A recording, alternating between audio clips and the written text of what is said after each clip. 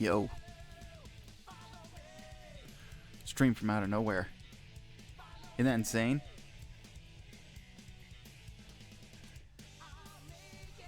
Boy, I really hope this song, this one song in the Sonic Adventure 2 soundtrack doesn't get me freaking dinged. I'd be really sad.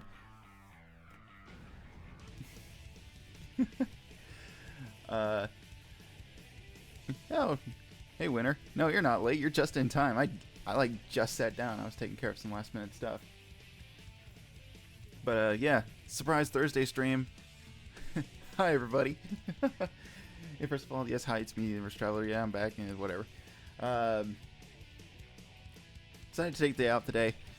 And I wanted to stream today. But since this isn't a normal stream day, I decided, yeah, we'll do something that isn't anything that I planned for streams for the weekend. So things are going to sound just a smidge different because we're doing art today. And I have to move my mic around and stuff so that way I can shrimp over my pen display here so I can do my drawing.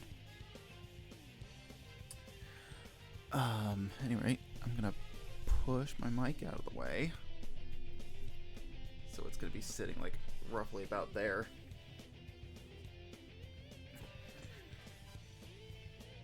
And yeah. I really need to figure out a setup for this.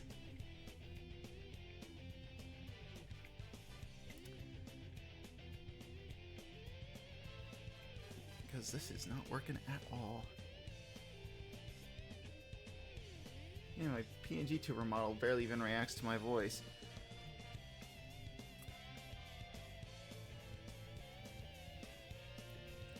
Because the way I have my mic set up is it's attached to part of my, I don't want to say it's part of my desk, but it's this little, I don't want to say wooden block, but it's basically a box, a wooden box that is set sort of from, it's set out from underneath my desk, so my arm, the arm of my mic sits a bit further back, which is perfect because it's in between me and the screens that I have. So that way I can talk, but with my pen display here, it's just straight on my desk, and because my arm is so, it's pointed out and back, there's no way I can like dangle the mic. Maybe, well then now it's in the way. Yeah, so it's hard. It's hard, and it sucks because my desk is too dummy thick for me to actually stick the arm onto my desktop, which sucks. My old table, my old place was thin enough for it, but I couldn't take it with me. But we make do with what we got. And I mean, I was streaming like this with not even a desk mount. It was a stand that was for the desktop, so I was using that before. We made do with that. Like I said, not to do anything today, Travel Boy. Yeah, I kind of sprung this just out of the blue. Because I just felt like doing something different. I've been wanting to draw, and I wanted to draw on stream, so it's like... And I wanted to take a day... I wanted to take a day off. And, so here's a fun story. I'm gonna roast some people here. Originally, I wanted to take some time off.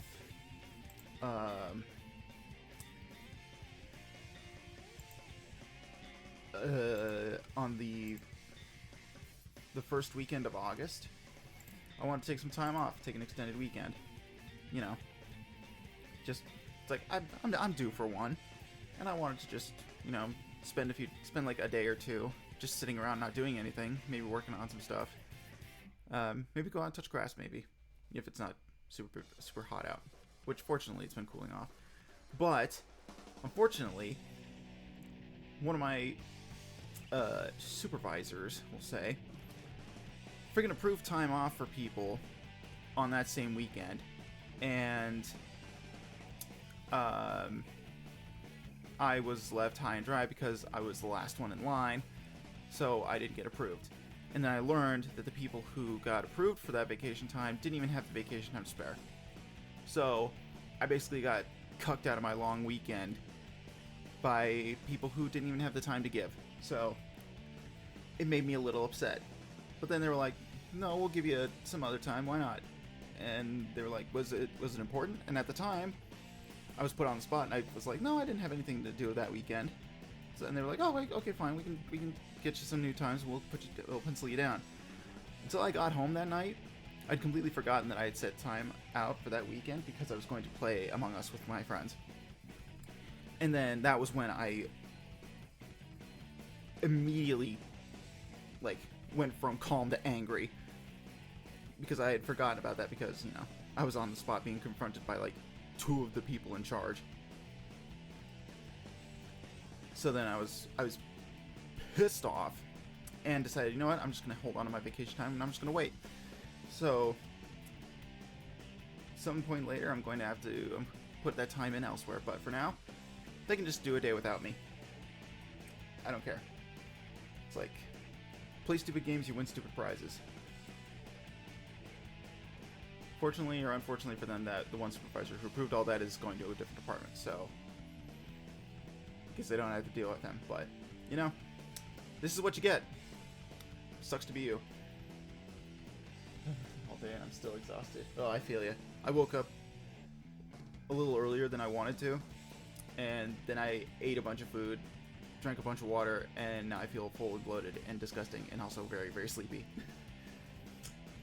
But I had to press forward. I only got 1 hour of sleep last night. Oh my god.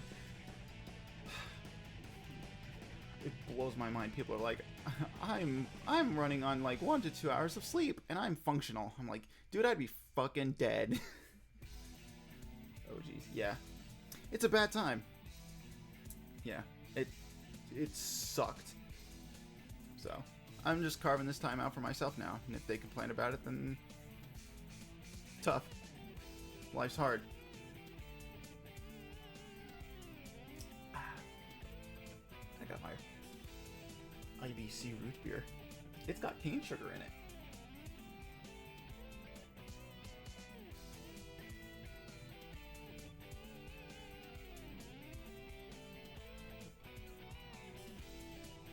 I don't really take time off work on this, I know. Yeah, because it keeps my brain off dying.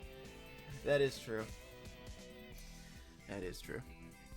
Yeah, because personally, I don't mind work. I just don't like doing it too much. Because America's got problems with that. Anyway, enough about that. We're here to have a fun time. So, we're going to be working on a thing that I've been wanting to do for a while. I have the big character reference project that I was working on. And on this official sheet of paper, you can hear it, I've written down all the sets of references that I wanted to make, and I categorized them by giving them, like, letter codes or something like that. So I have set A, which is the Universe Traveler cast, Dusty's cast, and the Air Druid cast, that's a thing I'd hardly ever talk about. And that's set A. Set B is Sparks, Sid, Sarah, and Freya. Those are... Why am I not? I'm a freaking fool. You dirty white singlet, you fool! I can just open these up while I'm talking about this. So yeah, this was set A. It was these 3 characters, and then I included these 2 just because. Then there's set B, which is all these characters. And then C, which I started. I don't know if I actually showed this off. I don't think I did. I've been working on it, though. This is one part of set C, which is the siblings, you know, the video game, the RPG cast. Really proud with how this turned out.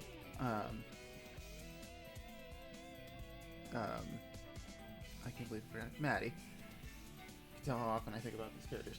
I'm really proud of how Maddie's wheelchair turned out. I really like how it looks. This is just me, like, little reference, going in blind, drawing in a wheelchair. I really like how it turned out. There's going to be some more characters added to this lineup, but yeah, this is... Yeah, this will be set C. CAA. I don't know why it would be set... Why it wouldn't be set C, but... There's very little rhyme or reason to my categorization of these characters. So... It works for my brain, so I'm keeping it that way. And then set C is this, and then the other part of set C is the Mystery Bunnies characters, which I think I've shown them on stream before. It's the mystery novel series that I wanted to write, where it's like each entry in the series follows like a sibling in this big family of rabbits, you know, and it follows them along and they solve mysteries and stuff like that. I will start theirs at some point. And then set D is if it'll load. These files have a lot of layers on them, so my computer's probably gonna struggle a little bit. Set D is the Spider Sona stuff. It's probably gonna be like the one fan thing that I'll probably continue to work on. I'm waffling on whether or not I want to do Sonic stuff anymore. Because with Sparks getting his own little thing that I've been working on, it's like, I don't know. I'm finding it really hard to justify spending time working on the Sonic fan character stuff when it's like, when more original Sparks is over here and I can do more stuff with that world. And I don't need to justify like Sonic rules or stuff with it. I can just make my own thing. And just have it be like similar but not. So the only fan stuff is going to be this. And because that's what set D was going to be. It was going to be all the fan stuff, but I decided, we're just going to make set D Spider Sona stuff, and go from there. Fine, I'm probably casting that during another travel stream. Yeah, because I started late. I wanted to start at noon, but I was, my tummy was empty, and I was waiting for like deliveries and stuff like that, so I didn't get to start soon. And we're going to be going long. Because I just want to go long. Exceptional wheelchair. Oh, thank you. I was a little worried because there are a lot of people that I've noticed when I look up like tips on how to draw wheelchairs. People get very particular in how you draw wheelchairs. I've noticed, and I had like not a whole lot of other.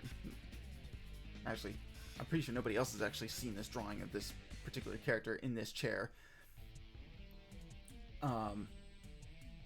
So I don't know how it'll actually stand from like scrutiny from others.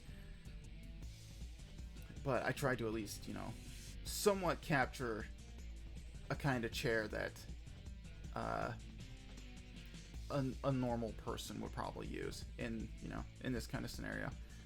Because people are like, high back chairs aren't really a thing for going around. They're more lower back. They're less rigid, stuff like that. So, and it's also trying to do that while also trying to accommodate for my own art style.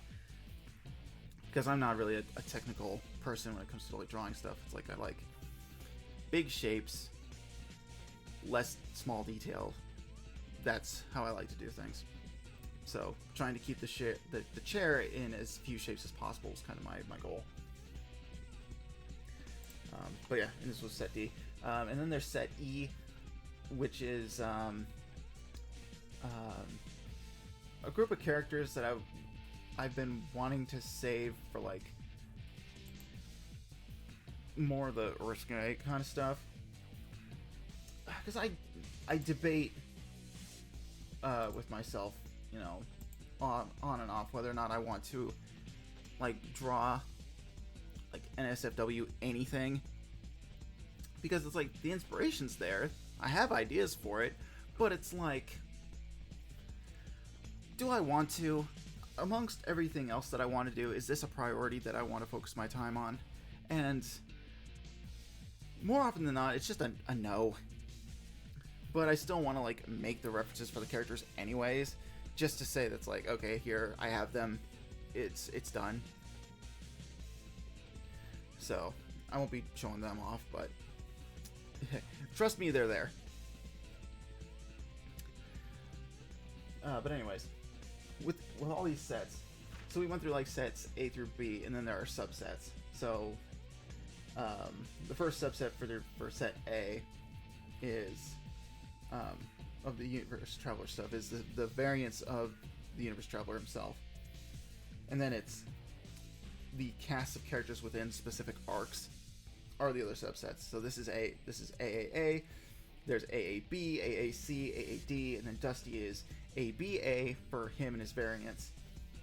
Then there's the first arc, which is ABB, ABC, ABD, etc. And that's sort of how I decided to categorize it all. So, we're going to be working on set AAA. And we're going to do some Universe Traveler variants. And these are ones I wanted to do. Because I just want to... that's why this thing chugged so much. It's because I had both. They're both versions in there. We can just delete this. Because this will be really simple. Because they're variants of the same character, so it's like they're all going to look relatively the same. So I can just use the same model. I can cheating. Every great artist does it, except not really, but kind of really. So the first variant is going to be Bad Chris. He's the evil one. And this variant's very simple. Here's face layer. I labeled all my layers. What a concept. I don't want thin scratch. I want that one. I want this one. Okay. So this one's very simple. So in the lore of the Universe Traveler, we're getting in the lore. Hope you get your notebooks out. We're gonna be get your notebooks out. We're taking notes. Hold on. I'm exceptional at cheating, especially with my pencil and paper. Yeah. Well, I mean, there are other ways that people, quote unquote cheat, even with physical stuff. But with the Universe Traveler lore, I talked about it before, how it's like, how I picture how the universe and the world works, at large. Lore! Yes. How I picture everything working. One of the things, so how the world works is, you have the multiverse, you have universes, and each universe is like its own world with its own set of rules. They all occupy the same space. They'll rub off on each other sometimes. Sometimes they can like combine, or sometimes they'll diverge. You have variants from universe to universe. You can have variants of people, places, and things. Because sometimes universes they rub off on each other, they share information and stuff like that, but not in the sense of like them being a living thing, but in the sense that it's like, if you have like two things and you rub them again, like two rocks, right, and you rub them together, they'll like scratch each other up and they'll leave bits of themselves on each other when you rub them against each other. It's kind of like that. These variants are dimensional variants, which means these are alternate timeline versions of the same character, because while there are variants in the multiverse, those types of variants are different people with their own identities who look and can look, sound, and act like the Prime version of that person, but they are their own individual that leads their own life independent of that. They can go by different names and have different tastes in things, but like on a physical identity kind of level, they look very similar to each other. Or identical, you know, it depends. But the dimensional variants, which is alternate timeline versions, are the exact same person, but have had different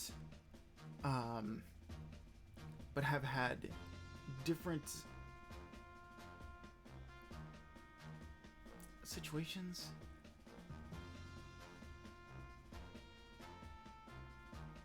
The words are failing me right now, but they basically had different circumstances that led them to, you know, certain paths in life. And sometimes they can be very different, and others are like minor stuff. And usually minor changes in the timeline don't cause another branch to form from like a prime quote unquote timeline.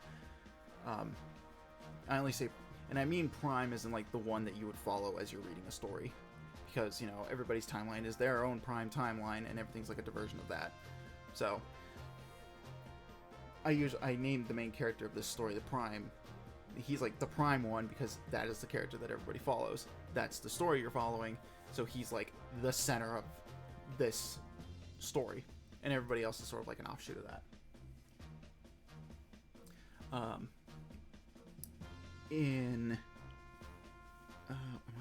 Yes. So he's gonna have lidded eyes because he's not a wide-eyed kind of boy. He's kind of been through some stuff. So, see, where was I going with? Oh yeah. So yeah, these are all dimensional variants of this one character, and this guy, I've debated for a while what I wanted to call.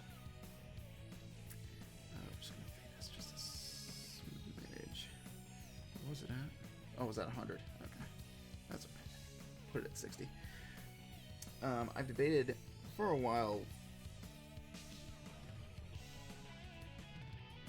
what I'd want to refer to this variant as to differentiate him from Prime, from the normal one.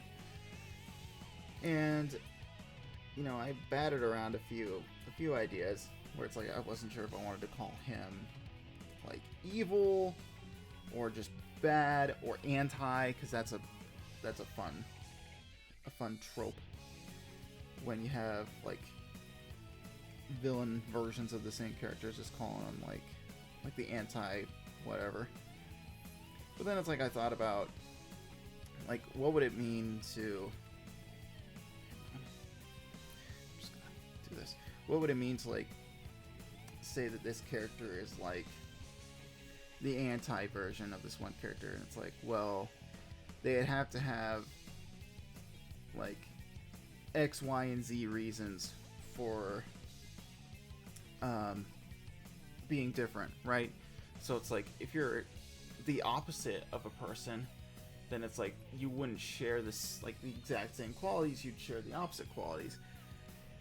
And in thinking like that, I was like, oh, well, if that were the case, then it's like he wouldn't really be an anti. He's not like the anti-universe traveler. It's like, it's not that. That's saved for the universe traverser. A.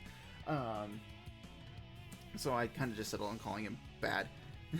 And also, calling him Antichrist was like a little too close to being like Antichrist, which is, I know that probably wouldn't bother a lot of people, but it was like, I don't know, putting it like too close to that connotation kind of rubs me the wrong way. So I was like, nah, we're not gonna do that. I'm canon to a degree. So this guy, I don't know, without sharing too many spoilers, is basically just, what if Prime Universe Traveler but had things go really wrong for him and he didn't really take it all that well. And he sort of becomes this like insanely, maybe not insanely, but he becomes a very nihilistic person.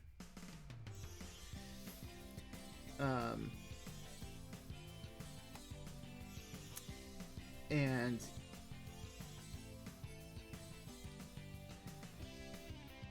he ends up just developing he just has a massive chip on his shoulder from just having life treat him bad. And oops. Ah! No, I didn't want to do that.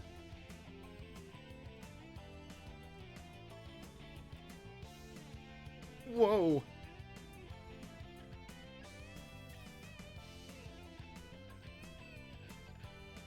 Okay, that didn't drop frames. My computer just... Whoa. It just... Okay, that was weird. Yeah, my computer...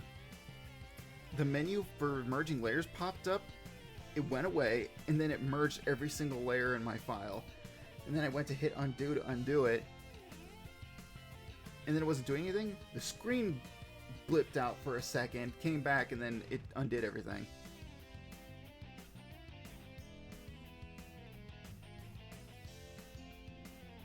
It was very scary.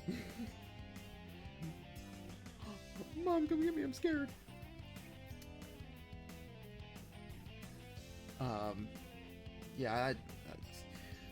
Yeah, that totally derailed my train of thought. Wow, okay. That was a noise. Yeah, I make funny noises when I panic. Anyways, yeah, bad traveler. He's bad. But yeah, he's basically just the idea of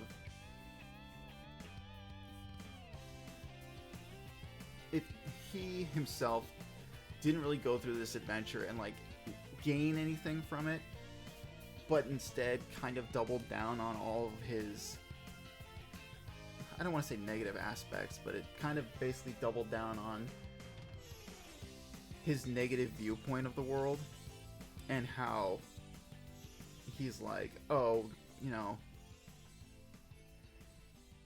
everything sucks, and it doesn't just, like, it doesn't stop sucking here.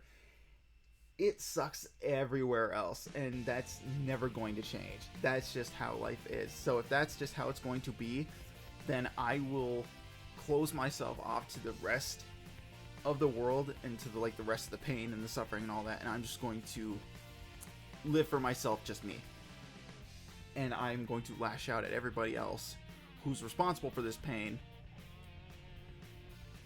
because that's just kind of how it is.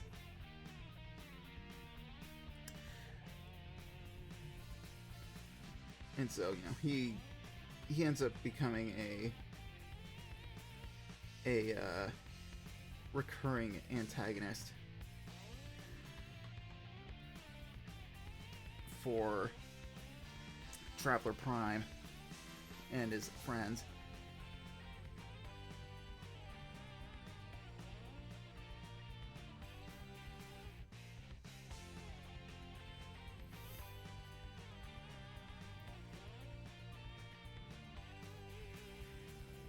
And so yeah, he's a very grumpy guy though, because while Prime himself, he's got reasons to smile, he's got reasons to be happy. Bad Traveler does not. He's not a very happy guy. And description wise, or at least physical description wise, pretty much the same. I originally drew him with shorter hair. He would have shorter hair in order to sort of help differentiate him from Prime. But I kind of decided, nah, I'll just keep him looking the same. Because, I don't know, minor difference, it's not going to change much. However, taking a page out of the infamous playbook, video game series, Universe Traveler Prime, his electricity power is blue, and most of his power set is blue, which sort of complements the greens, the green and his red hair and all that, and the yellow. Bad Traveler is his orange. That's like his main color. It's like orange and red, and his powers are colored that way. And it's colored like that because, say it with me, you cheat and you steal, quote unquote. You don't actually steal and claim it as your own, but you steal it, if you know what I mean. In Infamous, specifically the first two games, I think it was the first two. Maybe it was just two. I don't know. I'd have to actually boot those games up again. At least in Infamous 1 and 2. I know in 2 for sure. Depending on what route you take in terms of morality, whether or not you're a good Cole or bad Cole, if you lean more towards the good side, your lightning powers are blue. They're white. They're whitish blue. And if you go evil, it's orange. And I forget if you max it out in one direction or the other, it changes completely. If it becomes completely white or if it turns red. Because I know in Infamous 1, the lightning powers are blue and then orange. But if you do all the evil stuff in the first game, your lightning turns black with red accents. It looks really cool. But it's it really lays in thick to the whole, you're evil now. You're also covered in mud. You're also covered in mud and you have really bad vein tattoos on you.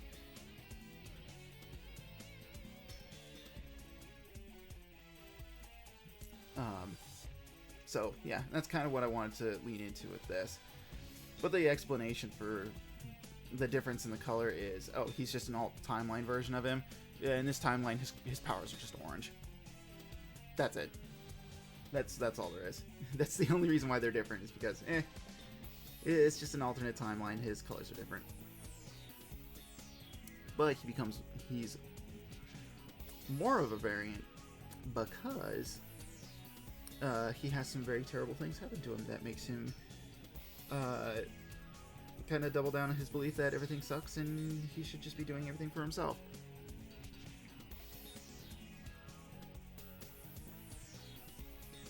And he also has a scar for reasons. That's another physical attribute that makes him different. Because if you're a bad guy from an alternate universe, you either have a scar or a really good beard. Or a mustache. You have facial hair. And Universe Traveler is a baby-faced boy. He doesn't have facial hair. So, he gets a cool scar.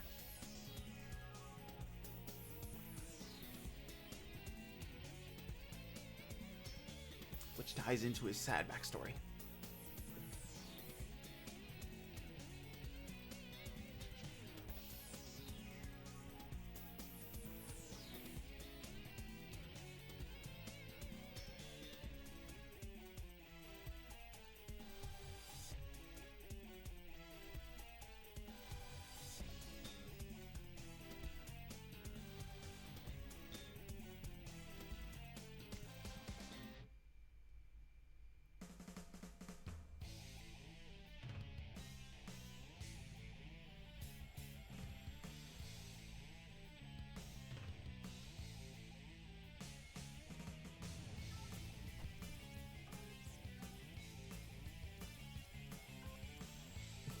Why are you so good at ideas? Because I consume way too much media. Sorry. My phone's being blown up right now. It's a bad time for my phone to get blown up. I'm trying to focus on this stuff here. Yeah, but I consume way too much media and I get way too many ideas. That is why I'm so good at it, because and my brain works too fast. So this is pretty much done. The main difference that'll come from this is I have to is when I actually get around to like inking these, he'll be colored differently. But yeah, he's got a cool scar. So Bad Chris is done. Hooray. Next we're going to do V. Now V is going to take a lot more work though, because V, out of all of the dimensional variants, is the one that's he's the most different, I'd say. Which if I were actually working on this at like on a typical scale, I think he'd be the last. But in the list that I made of all the variants that I have of this one character, he was number 3. So it's like I decided to just keep him number 3 in the lineup. That's improving reality. Oh yeah, it's Reality Traverser. My bad. To pester you. Yeah, I need to update him so that way he looks more like my current avatar.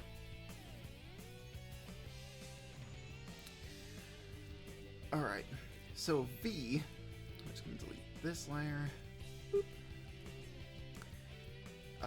The backpack, that's not there. Because the thing with V is he doesn't have the sling bag, which is another thing I stole from Infamous, if you could believe it. You could almost say this character is very Infamous inspired. Crazy, right? Unlike the sling bag, V, he just has a regular backpack. He's a regular Joe. He just has a plain old bag. I think we'll size this up to 20, I think. There we go. So I want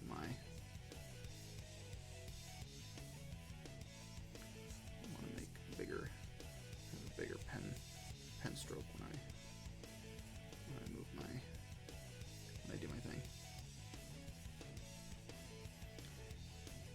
And he's got this.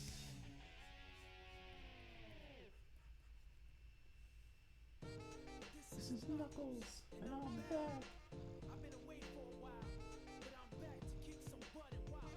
She'll set up a box with a stick to trap you. Yeah, I always kind of for the Reality Traverser, I almost thought for a second if I was actually going to be like, I'll put that character in the comic. Why not? That'd be funny, right? But then I was like, nah, probably not in like an official capacity. It would be just like for a bit. But in the lore for the stream avatar version of the Traveler, oh yeah. And yeah, totally canon to that character for sure. And I love the idea that it's just this one other like dimension / universe / reality hopping person who's not a villain, who doesn't go out of the way to hurt other people, just really wants to make the Traveler's life worse in just various ways. Like, it could be serious, like, I poisoned your apple juice and now you're going to die, to like just popping out of a wormhole, slapping their ice cream out of their hand and then leaving. and leaving the Traveler just going, what the hell, man?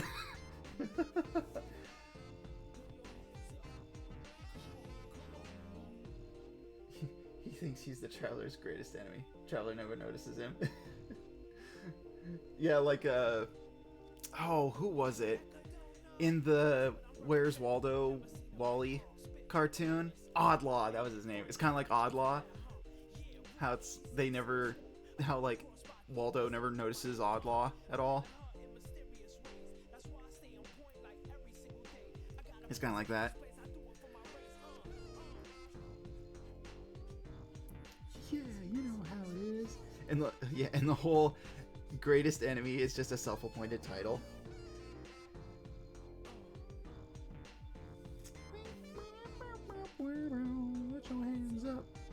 Come on, come on.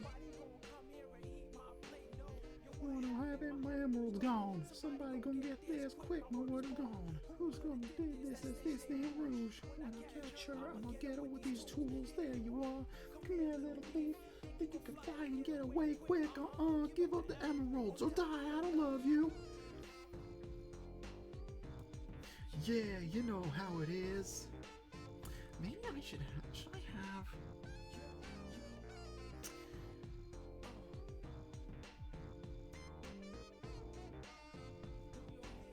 I might actually have to dig out the old avatar for V for reference. Because I think I need to put the straps like further, like closer to the arm.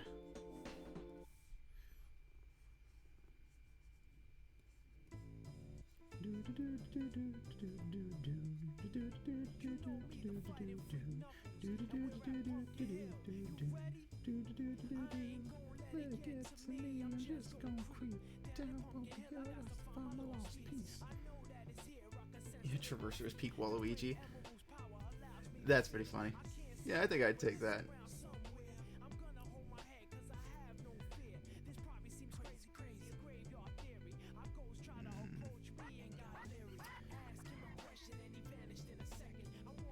I think it's fine where it is. I'll think about it a little bit more, but I think it's fine where it's at. Little chicken, don't be scared. It had to be the wind, because nobody wasn't there.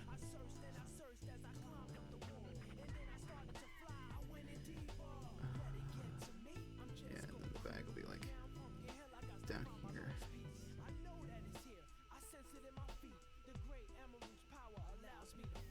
Yeah, and then probably. I don't know how big the bag would be actually. Where's that layer at? Oh, it's on the clothes layer. Okay. Easy fix.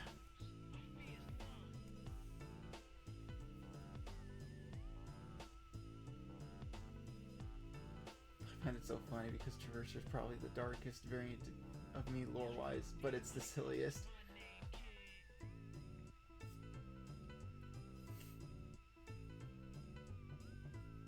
Yeah, that is pretty funny when you think about it. When it's like it's a variant of a person who's just out to get somebody else, but is a complete and total buffoon. It's a funny juxtaposition.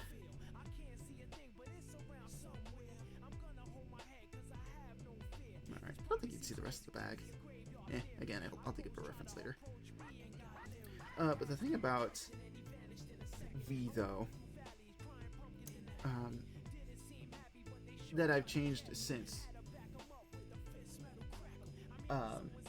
graduating him, we'll say, from being the stream avatar, is he doesn't have the lightning bolt jacket like Universe Traveler S on stream currently has. I think I'm saving that design with the two-sided jacket design as like an avatar quirk, because I think I'm not gonna pay attention to that on a comic drawing. I think it just works best as like an avatar thing, where it's like I draw a character once and then that's it. So V joining the ranks of all the other variants just gets the regular old green jacket, which, you know, there's nothing wrong with that.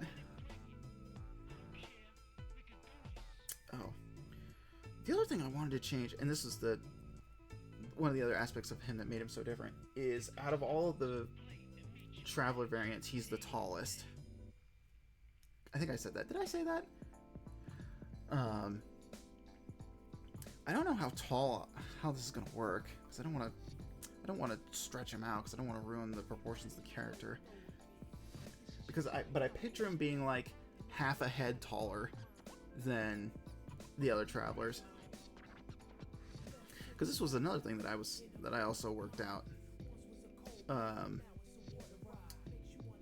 concerning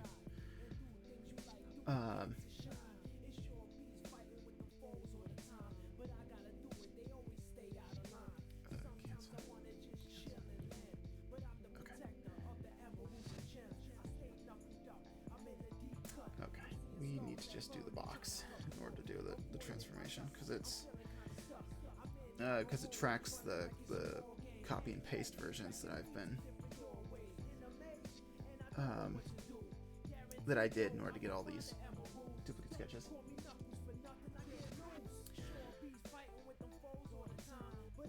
Because if I do this, I don't want to just make them bigger. It's like I gotta scale them up accordingly.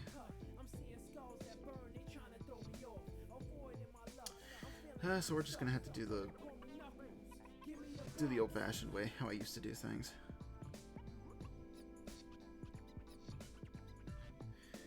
So what we gotta do is we're gonna take the lasso tool.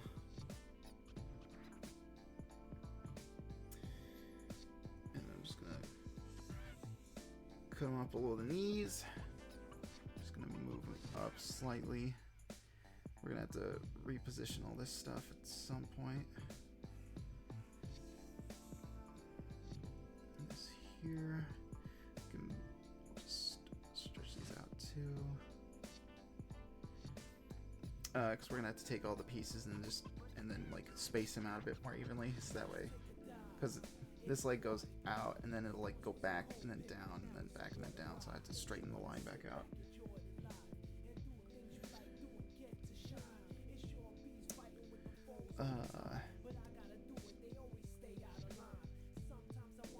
And I want to make his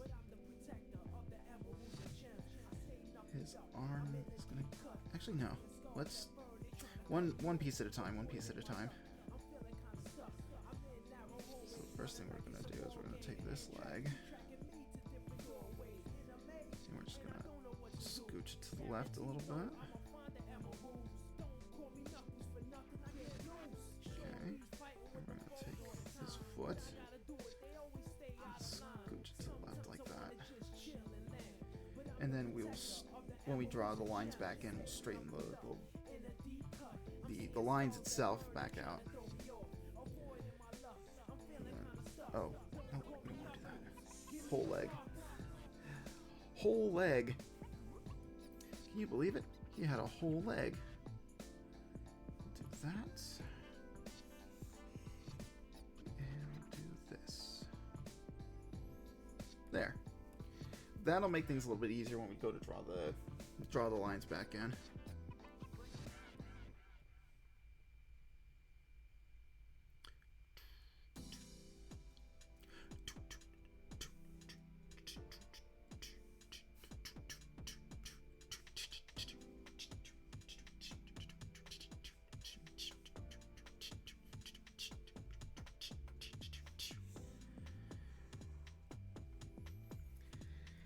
This is Knuckles, and you've reached the death chamber. Oh, wait, cancel. Okay. 1, 2, 3, 4, 5. 1, 2, 3, 4, 5. Okay. 1, 2, 3, 4, 5. 1, 2, 3, 4, 5. 1, 2, 3, 4, 5. Or just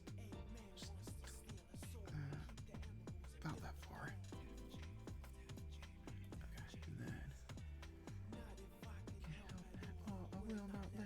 Take it over. Sonic, what are you doing here? I heard you were on a quest for the Master Emerald. No, me and you don't get along. I don't think that's the point right now, Knuckles. What it means to you. Hey, get back. Stop being stubborn and think. Well, I guess you're right. You're damn right, Knuckles. The station's around somewhere. All we do is find it, and I know we'll need a key to get inside. That's the only way to find it. So let's go. Do do do do do do do do do do do do do do do do boo boo do boo boo boo boo boo do do do do do do do do boo boo boo boo boo boo boo do do do boo boo boo boo do boo boo boo boo boo boo.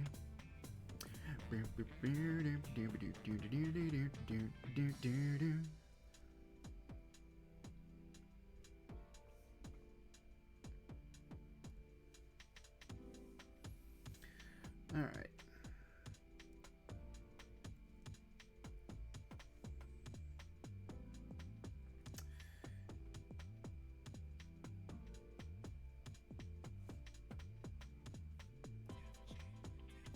Okay, still tracks.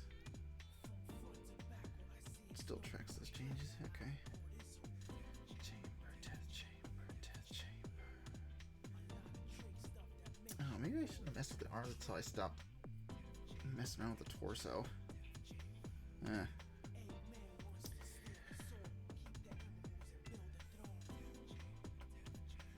Sorry, guys, I didn't think of that. Oof. That's why we have the plus and minus for the selection tool. So that way we can just choose to select and remove parts of the selection we don't need.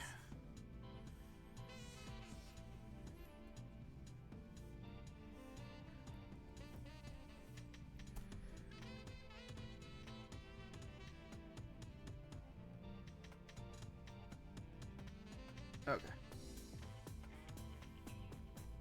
There we go. I think that's tall enough.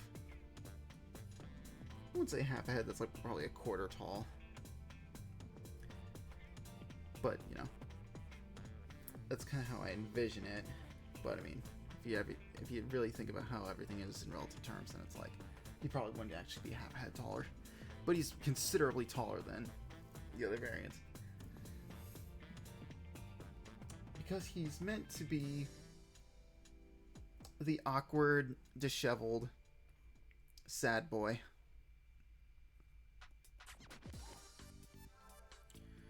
Okay, I think we will delete that layer.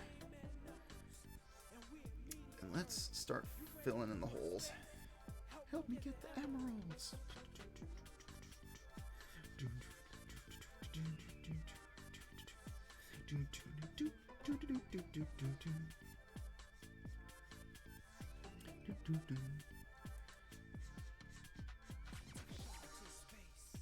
And my home, at least with friends, and I'm not all alone.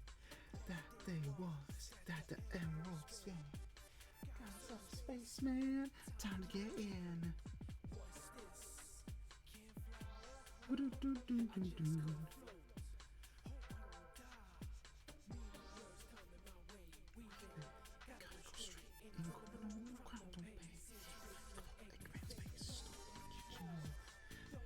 Hit your move. Don't let him hit your move. Move. Don't let him hit your move. Don't let him hit your move. Don't let him hit your move. Don't let him hit your move. Move. Don't let him hit your move. Don't let him hit your move. Don't let him hit your move. Move. Don't let him hit your move. Don't let him hit your move. Don't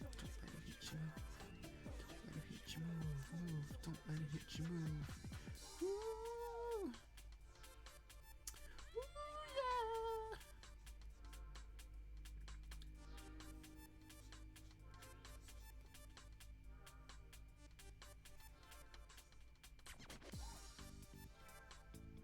Okay, there we go.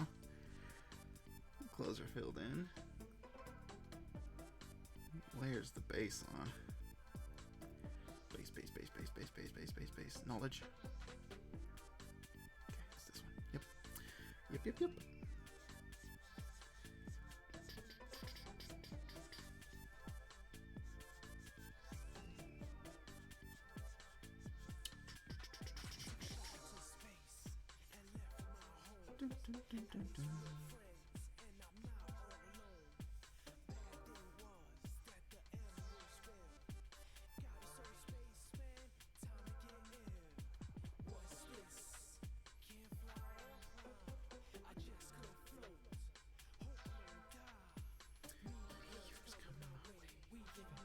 Gotta go straight in for no quantum base. Eggman's base. Ooh, yeah.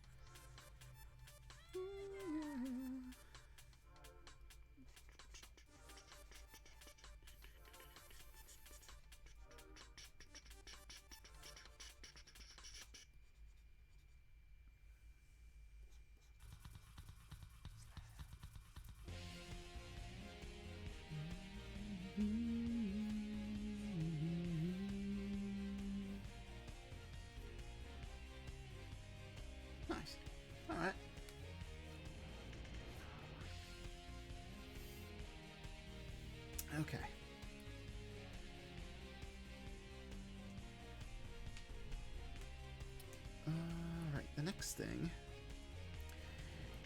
is his hair. V has a unique quality about him in the sense that he was the first one to have naturally curly hair. Oops. It's wrong layer. Oops.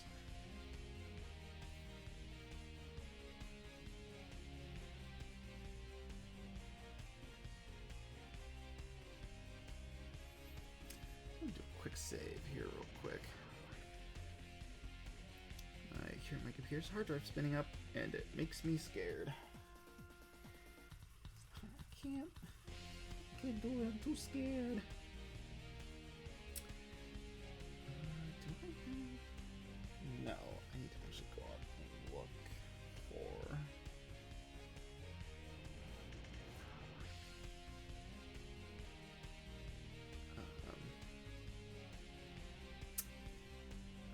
not my documents. I actually have to open up my Veto tube. Files. There we go. I need reference. And who better to use as reference than the boy himself? So we're just gonna do a quick little copy.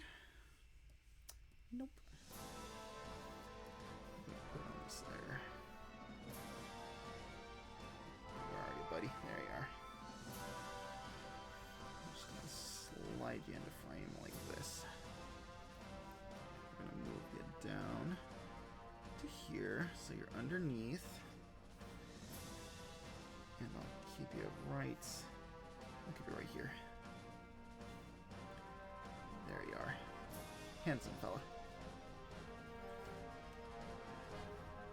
Alright. A little bit of stretch.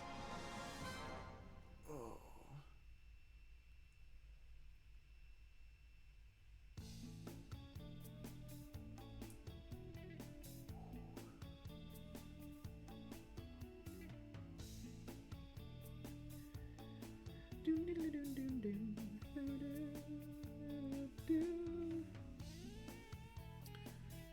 Alright.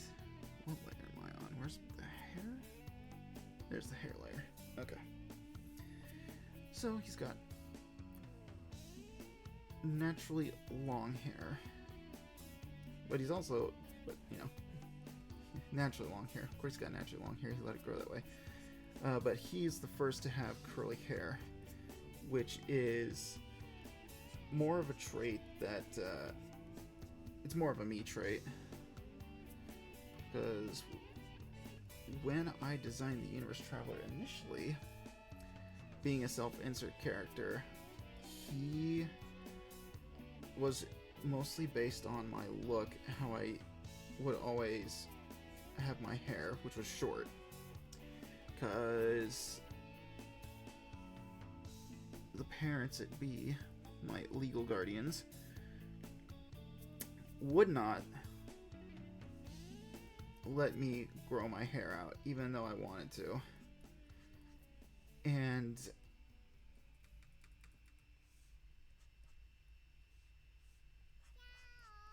there we go. And I always wanted to grow my hair out. But come 2020, when the whole world shuts down, suddenly you can't get your hair cut anymore. So, wonderful opportunity for me to grow my hair out. And that is when I learned that when my hair actually gets a certain length, it gets curly.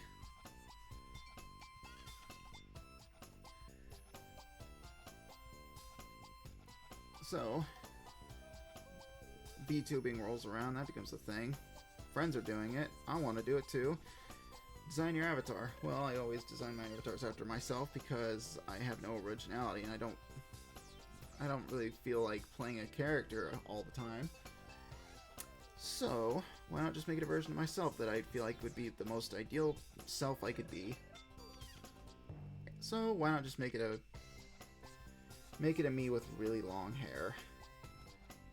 because I always wanted to have long hair. Then like, you know, have long hair for a while and then realize, oh yeah, it kind of sucks actually to have like really long hair. There's a lot of maintenance that goes into it, as I'm sure you know.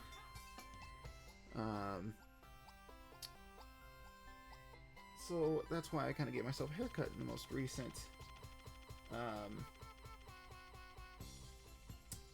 recent avatar. But I kept the more curly hair though, because I like the curls. And so do the ladies. At least that's what they tell me. So I just choose to believe them.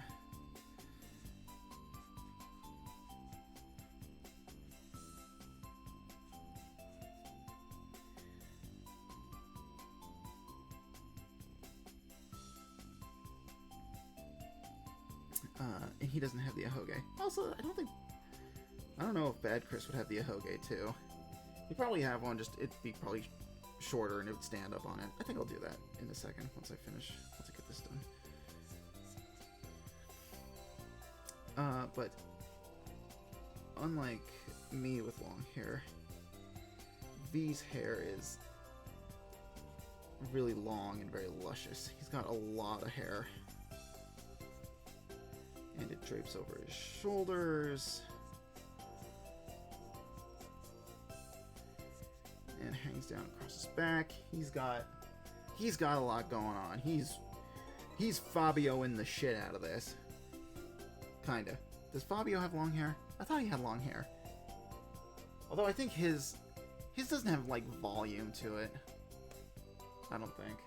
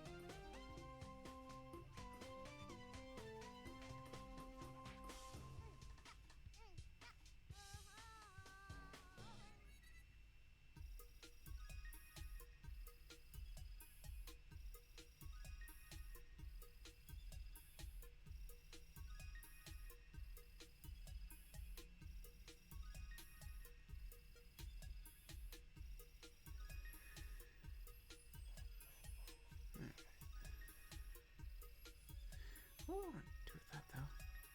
I think I'll take a page out of Piano Belt's book, though, and put something... do something like that.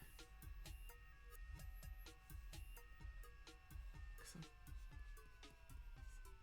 Expansion should have more waves in it?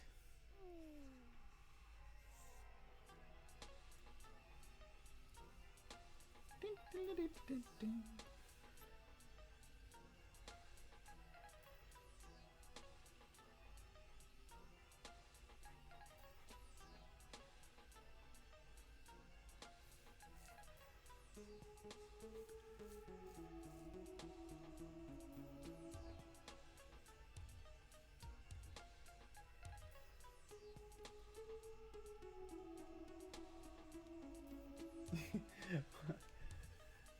No, no worries. I assumed you were probably busy doing something.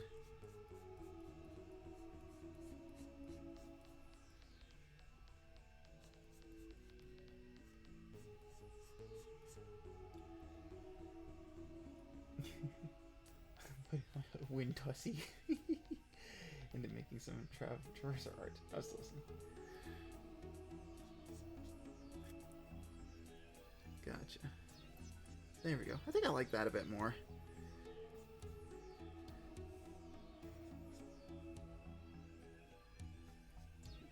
Have it like that.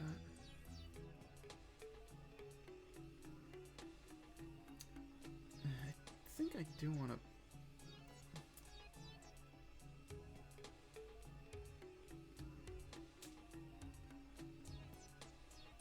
I do kind of want to put more hair in front of his face, though. Yeah,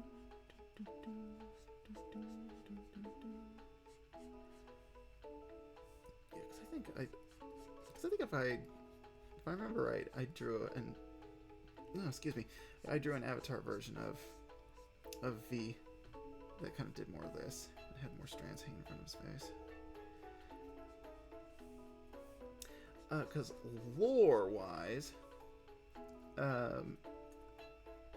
V is kind of a mystery. Despite the fact that it's like, he's obviously a dimensional variant of the, Universe Traveler Prime, his past is a complete mystery.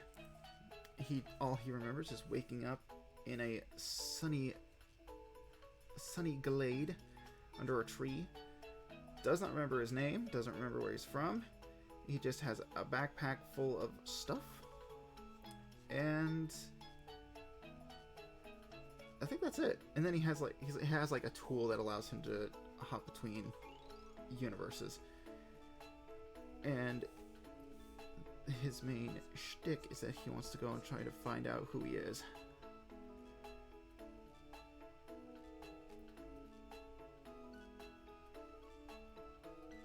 But he's a very... But much like Bad Chris, he gets a bad rap. He deals with a lot of stuff. He's got a lot of baggage on those shoulders of his, because he constantly deals with, the thought of, who actually am I? Who am I supposed to be? Will I ever find out who I am? Do I want to know who I am? On top of that, on top of dealing with that stuff, whenever he gets a lead and then he finds out, oh, I'm actually kind of disappointed by this. He deals with a lot of that.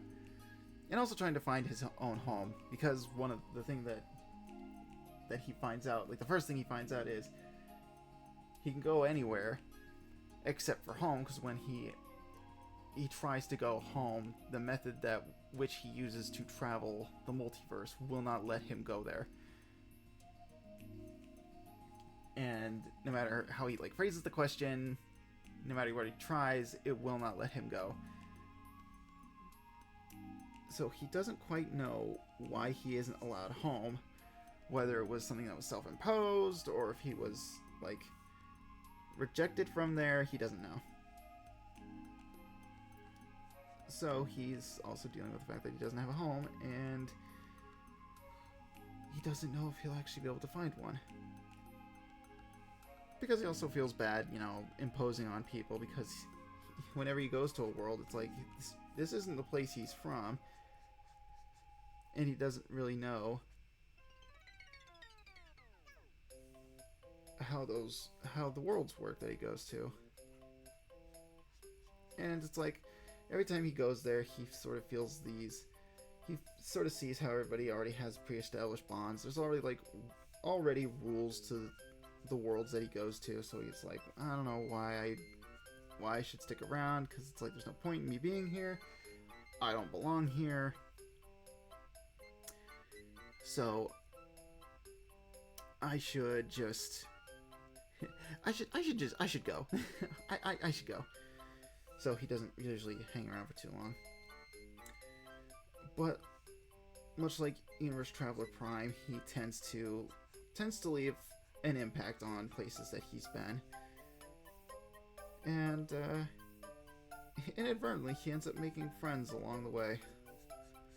that actually do care and love him and want him to be happy. So despite the fact that he continues to go through life thinking that he doesn't belong and nobody loves him, he actually ends up, in a way, sort of creating his own, like, his own home in a weird way, just by being himself.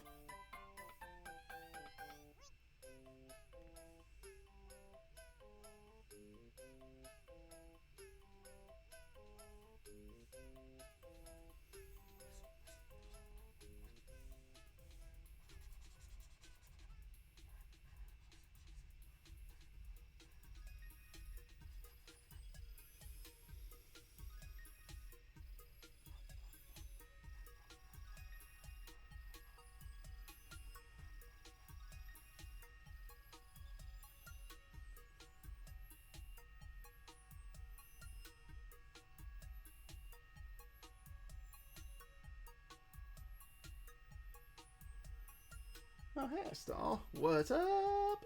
What you drawing? Why, we've got a whole lineup of universe travelers. And I'm basically taking this one reference image and basically altering them all to fit the many different variants this one character has. I've basically been going over the lore of this, like, comic story idea that I've had for a really long time. And basically what these all are is alternate timeline versions of one character. So for my own, and since I have a terrible memory and I can't really remember how all my characters are supposed to look, I'm just going through and making these like 3/4 poses drawings of all the characters, and I'm just putting them all in a lineup so that way I can save them somewhere. So if I ever need a quick reference, just to remember how a character looks, or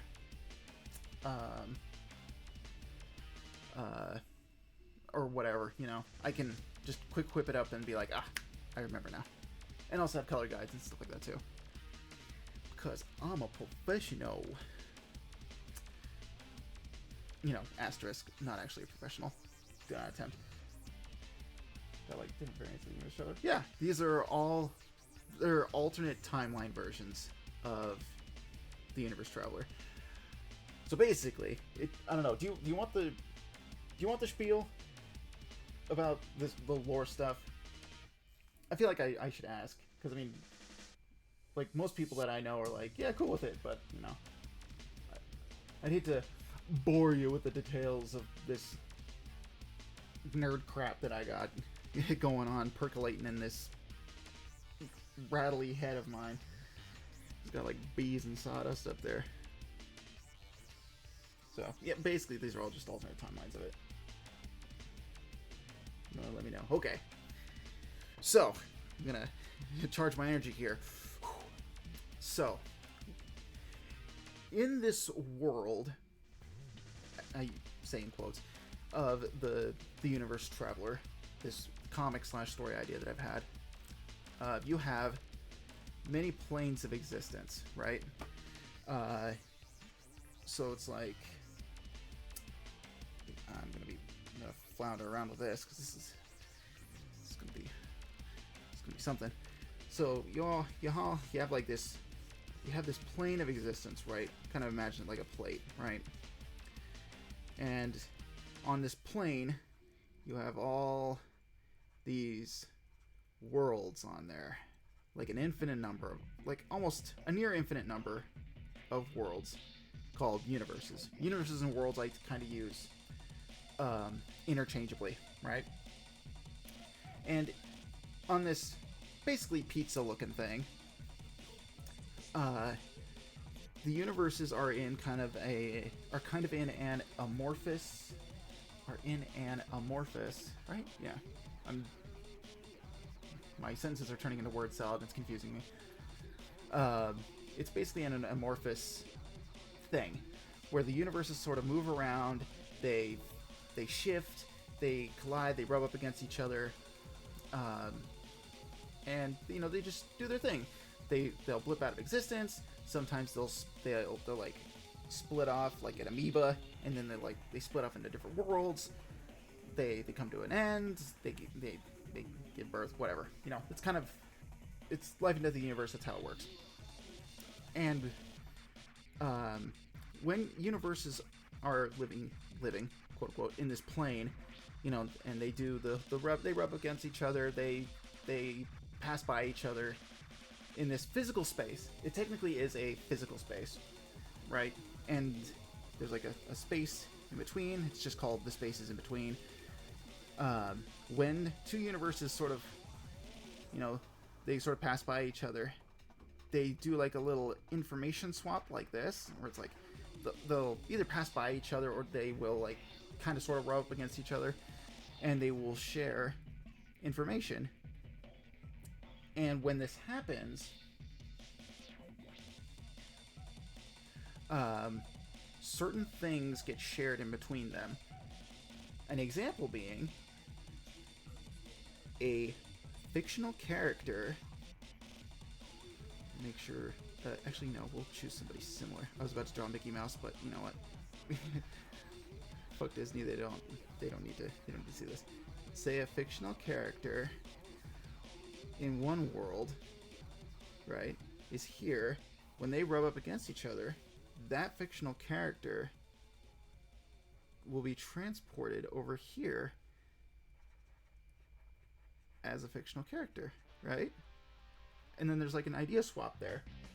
Don't let that universe see this. Oh yeah, they wouldn't like this at all. And if you think that's bad, all these planes are like stacked on top of each other, like a burger or a sandwich.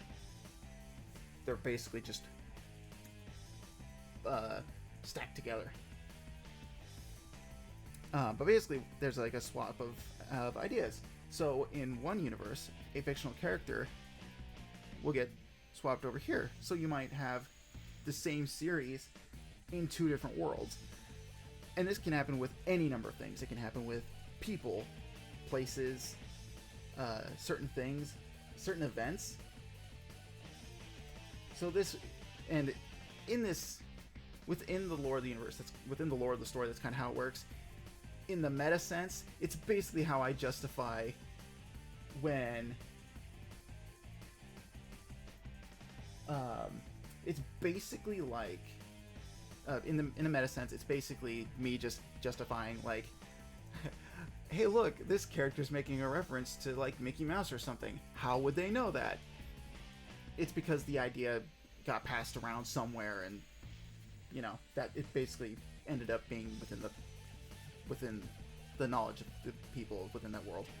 Kind of, sort of. It's a terrible example, and I'm kind of explaining this a little poorly, but that's the gist of it. So is the character like copied, or is it like a full transfer? It's a little of both, I think.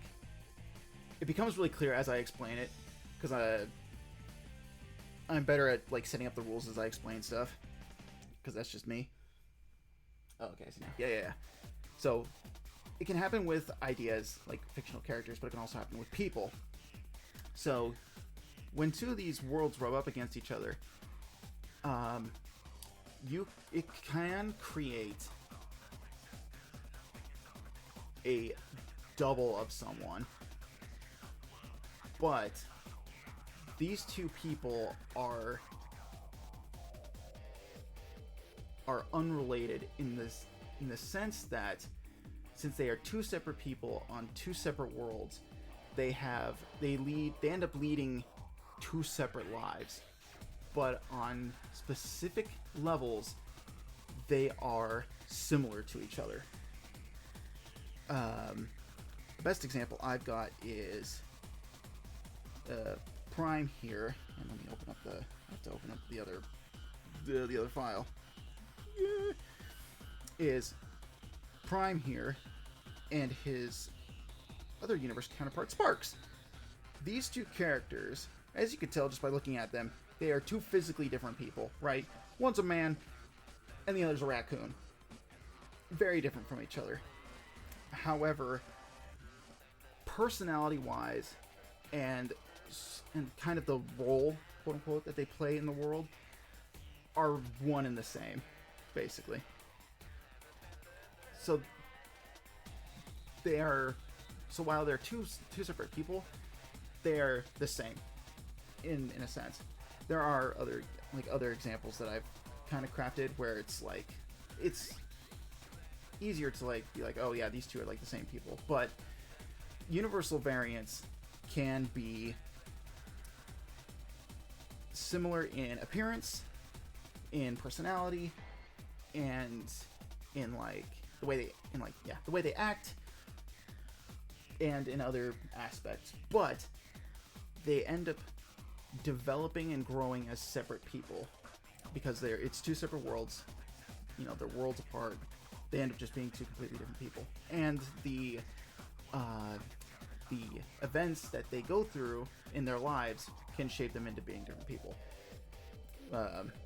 Sparks being a character that kind of goes through a lot of hardship in his life. It kind of hardens him a little bit, and throughout his own journey, he learns to open up and appreciate, and I wouldn't say appreciate life, but he kind of goes from a character who's forced into this scenario where he has to be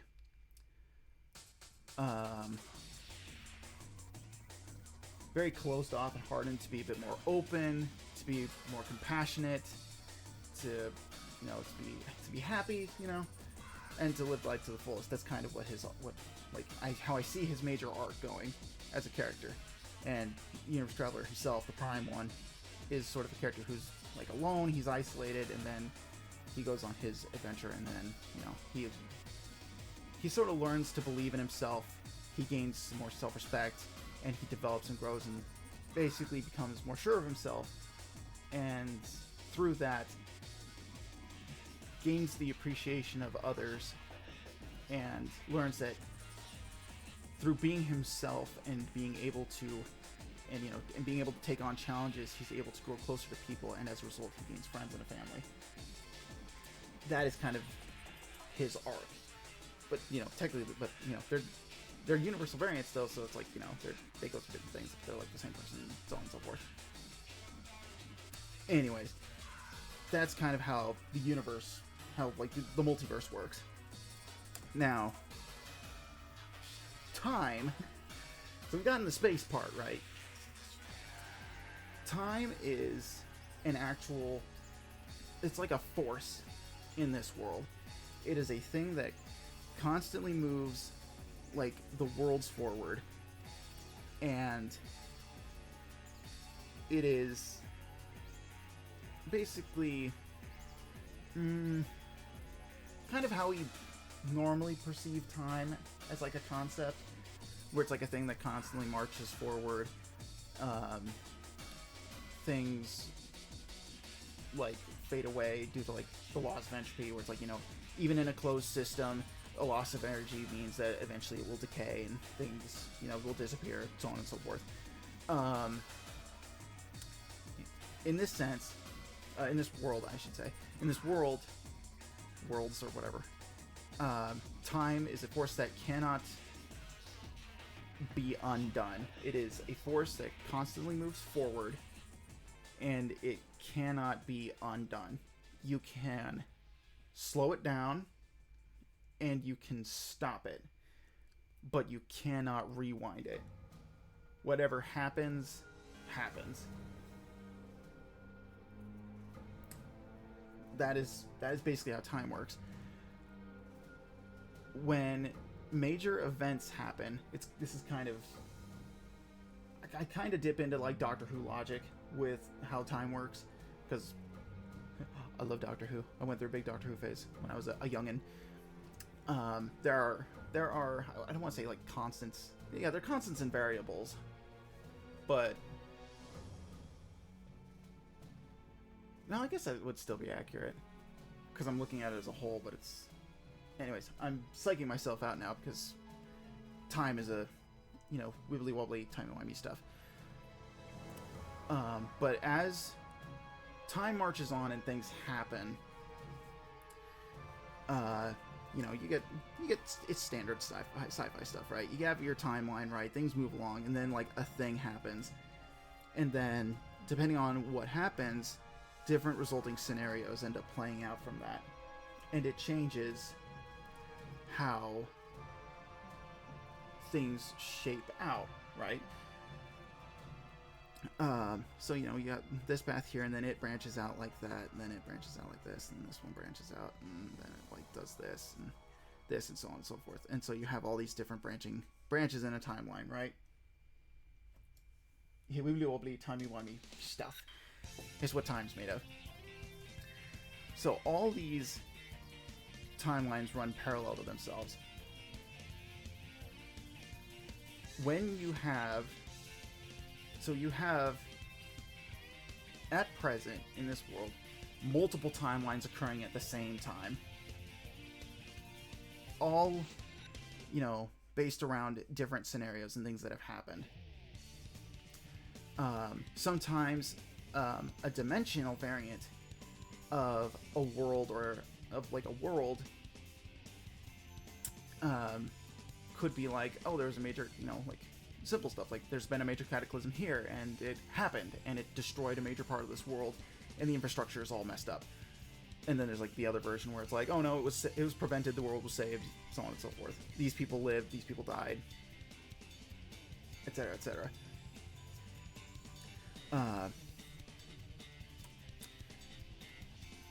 You can, if you have the power to, you can go from one of those timelines, you can go from one timeline to another. And these are dimensional variants. And a dimensional variant is pretty much an exact copy of a person that basically went through different events in their life that led them to the present where they are now. And and this was something that I had to work through a lot as I was developing this, because originally this variant, who I call V, because he was supposed to be a VTuber design, but you know, I kind of retired him, and now he's just a character in this story. I call him V to tell him apart from the other ones. V was originally supposed to be older than the other variants, but then I thought, if everything's happening simultaneously, then that kind of prevents the idea of a specific variant of you being older. But, you know, there also can be variants that are younger than you. It's basically like, if you have a given timeline, any variant of that one timeline can't have anything like older than it. It's basically that or younger. So when this universe traveler gets older, he could probably meet a variant of him that is this age at a later point in time.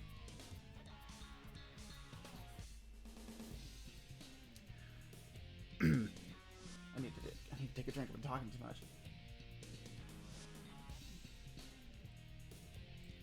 I don't think soda was a good idea for this. I should have gotten actual water.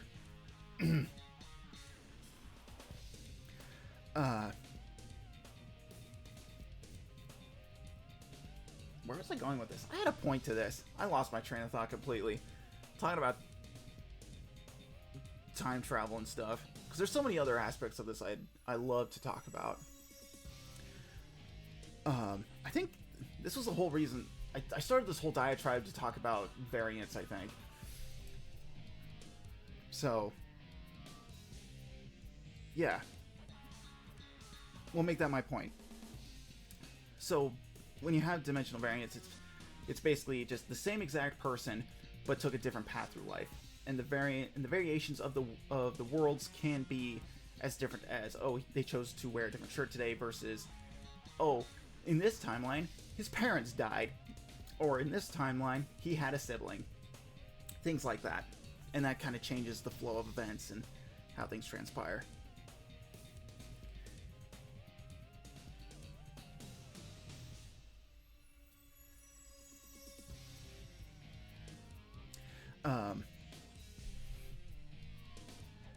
So, yeah.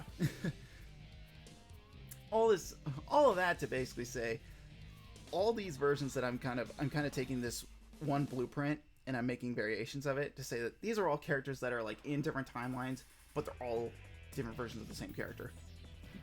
That's basically what this is. I could probably explain it more specific details, but I'd probably need questions for that because I'm very scatterbrained about this stuff. And I've written down several pages of notes about this in several notebooks. Because I write all this stuff down, then forget about it, then have to write it down again. And God forbid if I threw those pages away, because then I'd have to rewrite it again, and it would probably be different because I have no memory. I've heard all this before, and yet it's still cool to hear. And I'm glad. Ow! I just kicked my desk. Because I go over this blueprint in my head over and over again, just making sure that it's all stable and it works. Because even though this idea isn't like science fiction, it's not rooted in any form of reality at all. This isn't Star Trek. This is Star Wars. All right, so it's like I include like dimensions and timelines and universes and planets and all that stuff, but it's way more rooted in fantasy than like science fiction or reality.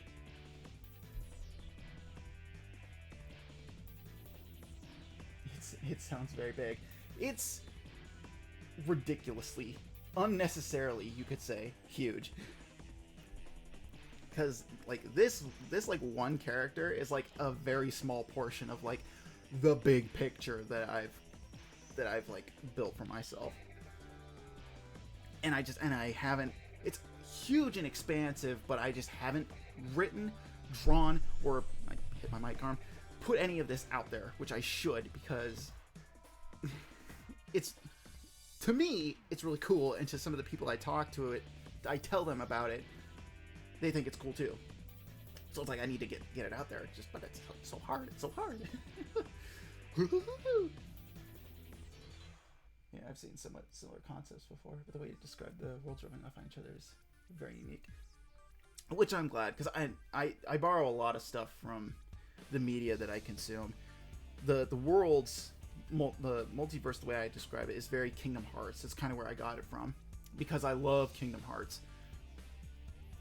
The way that they build the worlds and how they tell their stories, it's such a fun concept. And I love how they told that story and how they built the world, and they're like, these are how the worlds work, and it's like these are all like the Disney worlds and stuff. But it was also built on the idea of like Kingdom Hearts also kind of sucks because the Disney worlds can't cross over with each other. There's like, you have to maintain the world order. You can't have Disney worlds merging with each other or whatever. It's like, well, that's no fun. What's the fun in that? So, excuse me. The whole concept of this was based on, what if Smash Brothers but Kingdom Hearts, and also but the things that I like. Yeah, oh dear. Yeah, I've got like pages of this stuff. I've got manila folders and notebooks and all this other stuff. It's a chaotic mess, but you know, if I actually took the time to organize everything, I could probably comprise like maybe a 5-page Word doc on like how everything works. I'm just very scatterbrained as an individual, so it's very hard for me to like really nail everything down. But if I could, it'd be very simple and very easy to explain. So it would be to the point where I could just be like, want an explanation for all this? Here's some reading, few paragraphs, have fun, knock yourself out. What's it for exactly? Are you making a story or just a feature or explore, just for fun? So this whole thing is and was for a comic that I wanted to do. Nothing too fancy. Very much like One Punch Man kind of level of quality. Because while my skills as an artist have improved and as a writer have improved, I don't consider myself to be of a professional level when it comes to my quality. And partially that's me also trying to be humble, but at the same time it's like, if you were to put me in a writer's room, I'd probably crack like an egg. I don't know, I'm dodging the question again, I'm sorry. I'm sorry, I go on a diatribe every freaking second I can. this whole thing was for a comic, and it had and has, and I keep using present and past tense verbs because there are days where it's like I waffle on the idea, I don't make any progress on it, and then other days I make 5 characters, 7 comic script ideas, and then I write them all down, and then I write snippets and bits, and I sketch scenes and stuff, and then nothing ever happens. Nothing comes of it. So I'm very off and on with it, and then life and all that other stuff, which we don't need to get into. It happens, and it kind of prevents me from making progress. But, you know, a little bit at a time, I try to make progress. But the comic itself is sort of built very Marvel Cinematic Universe-esque, kind of. Or, like, I guess just Marvel Comics in general. Where it's like, it starts with one character, you learn about this character, and then this world, and then that character sort of jumps from their world to another world, and then it's like, okay, now we're going to establish there are other worlds out there with different elements in them. In fact, if you'd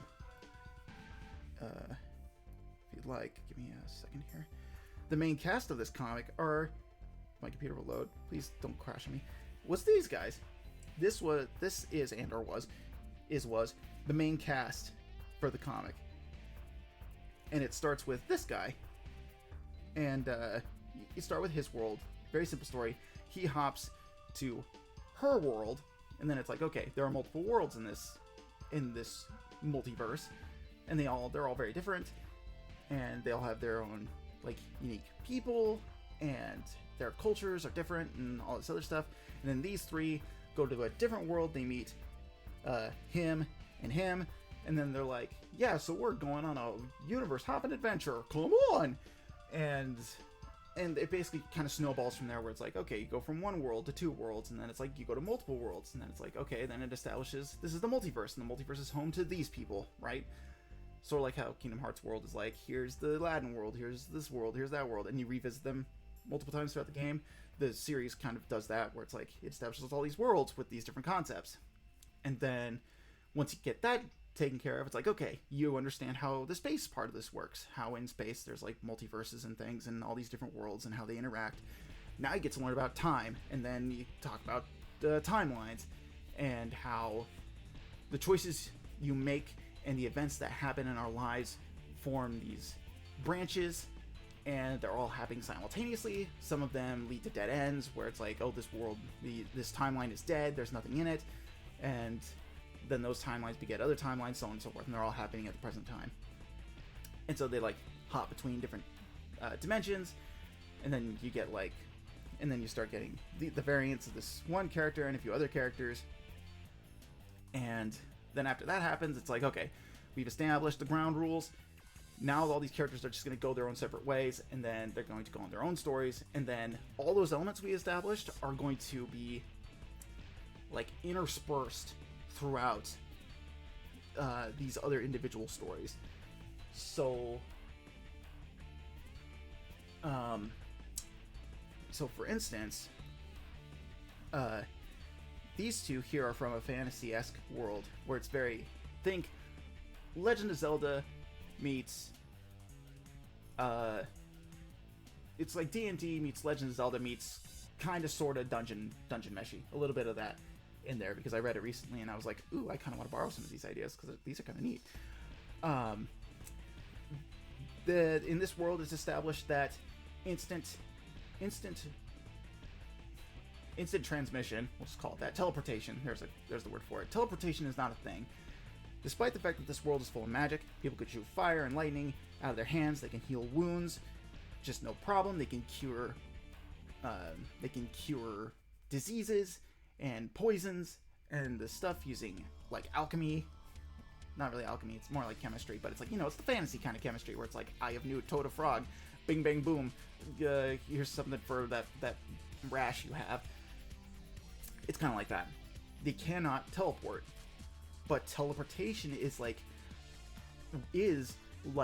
a thing. It is a myth in this world that you can feasibly go from one point to another instantly. And they're like, but to the general populace, it's like, oh, it's just a myth. It requires a lot of magic that nobody has access to. it's impossible. But this kid, he's like a toddler, and then he learns telekinesis. He can move things with his mind as like an infant. So everybody's like, this kid's special. He could probably do it. And the like one of the B plots of this world is like, who is this kid? Why is he so powerful? Is it linked to this idea of teleportation? And the way that he ends up like solving it is because he travels from universe to universe to universe, and he sort of starts to understand different concepts of things. Then when he comes back, he's like, oh, suddenly this makes sense. How this like possible myth of how teleportation got started, and how this person, you know, was like deified into being able to teleport. And there's also like in-universe stuff where it's like, oh, he's from like a different, he's like from a, there's a chance that he's linked to like this powerful court of magicians that like knows ancient magic and all this other stuff. There's lore upon lore upon lore with this stuff that I make, and it's vast and deep, and I could talk about it for hours and hours and hours, because I'm just like that. I don't have the neurodivergent tag in my tags for nothing. Yeah, lore command. That huge. But and then, or like this character here, his name is Dusty. It's Chris, Dusty, Ryder, Tenchi, and Flash the dog. Dusty, after his whole thing, he like his like, because he's like, for lack of a better term, he's like the Iron Man and or Spider-Man of this whole thing. So he's kind of like a central character to it. So his stuff kind of has more relevance to like the overall plot. So his bad guy, his main villain, is like a scientist. He's very intelligent, right? So he has this, I don't want to say awareness, but he's basically a genius. He's got a high level intellect, and he begins to poke and prod at the world and be like, how can I unravel its secrets? And so he kind of stumbles upon the threads that hold the multiverse together, and he kind of goes through this whole thing of like, you know, how can I use this to conquer the world, and so on and so forth. And the villain is basically this ever-evolving person whose like goals kind of escalate as things go. I don't really know how much I want to talk about this because this is stuff I actually want to make. So it's difficult to explain. But basically, it's all these concepts are things that play into each other, and it all weaves together into a cohesive narrative. And it's not just tied to these characters. There are like other side characters that I've got that kind of do the same thing. But this stuff also ties into, because I want to open up these other characters and talk about it. But it also ties into like, because you mentioned VTuber lore, and originally the plan was, when I initially started streaming, that the avatar that, like the one you currently see before you, is a variant of the Universe Traveler, who, when I first created him, was a self-insert for myself. But then, you know, streaming things changed, and I sort of changed how I interact with stream and all that stuff. So I've kind of changed how that works. But I still wanted to keep the Universe Traveler as like a mascot character, because it's been my namesake on the internet for years and years at this point.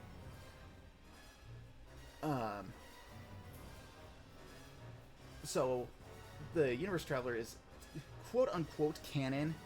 The stream avatar is technically canon to the story, but I keep him very far removed from all of this stuff, because, you know, just because I like to keep things, even though it's vast and big, and I keep things, and I have everything weaving together, there's some things I like to keep very separate from each other, so that way they can be consumed on their own without needing a lot of knowledge. So the stream avatar stuff is just like he's just a character avatar. He's a universe traveling guy, who's looking to have fun and make friends. There you go. That's the pitch, and that's who the avatar is. Who I call Universe Traveler S because S stands for stream. I'm very creative. Yes, I know. Genius. But then there's some characters like the small stuff. Like I've made this comic in my head already, and I've already got like side stuff and spin-off stuff. Like Sparks is a spin-off of like the main Universe Traveler stuff, and his whole deal is that he accidentally like falls into a portal that's opened by his main antagonist, and he ends up getting powers by interacting with the space between universes in the multiverse. Which the space between multiverses is a very volatile place. If you're exposed to it for too long, it kills you. But if you're I forget if I explained this part, but I sometimes come up with these rules on the fly. But it's like certain people can make contact with the space between the universes, and it does not affect them in fatal, like major life-altering ways. And some characters, if they make contact with it, there are certain things that affect them that are like universal, where it affects everybody the same way. But for some characters, it's like, oh, it affects you this way, or it does this to them. And in his case, he gets powers from it because he's a variant of other characters. He ends up like the multiverse is like, oh, it's this guy, you're this guy, but you're also this guy. Huh, interesting. And so through that interaction, he kind of ends up getting like a direct feed of those other universes, and he sort of gains powers from it. And then that sort of affects his story going forward. But that ties into universes being, the concept being that universes tend to pass by each other, they rub up against each other, and they like pass information off between each other. There's like an exchange of information there. And Sid is another one. She comes from a story idea that I had where, much like the Amalgam comics, which were a thing where DC and Marvel took their characters and mushed them together, and they created like their own little universe where a bunch of characters like merged together. Like Spider-Man and Superboy were a thing that became one thing, and he was like Spider-Boy or something like that. The one that I remember the most from it, though, was Doctor Strange Fate, which is Dr. Fate and Doctor Strange. They merged together, and he became sort of like this keeper of the universe and stuff like that. But she basically she comes from that universe where she's like two different characters that are merged together. But the characters that she's made of are like very important, and it plays into the whole dimensional variant, universe variant, and yeah, kind of like that. But it's her. But there's also like theme. I kind of wanted to include themes because I've only like conjured up like part of her story, and it being like because she's like a trans character. That's a part of her story is she's trans, and her being trans sort of ties into the fact that she as an individual in this universe exists as like the forced merging of two other characters, and her identity isn't dependent on the people that she was or the person she used to be, but the person that she is currently and what she chooses to do with that. That is like the theme of her story. And again, it plays into the whole dimensional variants and universe variants and so on and so forth. And these two characters are just side characters that are in the Universe Traveler story that I just really like. They're supposed to be side characters in there, but I really like them. So they have their own little world that they do stuff in. Some characters that I've created, I kind of sort of play favorites with. So I'm like, I like this character. You get your own little cast and your own little setting, and you get to just run around in it and get to have all sorts of little fun. And other characters are like, yeah, you appear in like, in my head, you appear in like a panel once, and that's it. But I still think you're cool. You're cool enough that I want to include you, but you're not cool enough that I'm going to devote like an 8 novel spin-off story or whatever.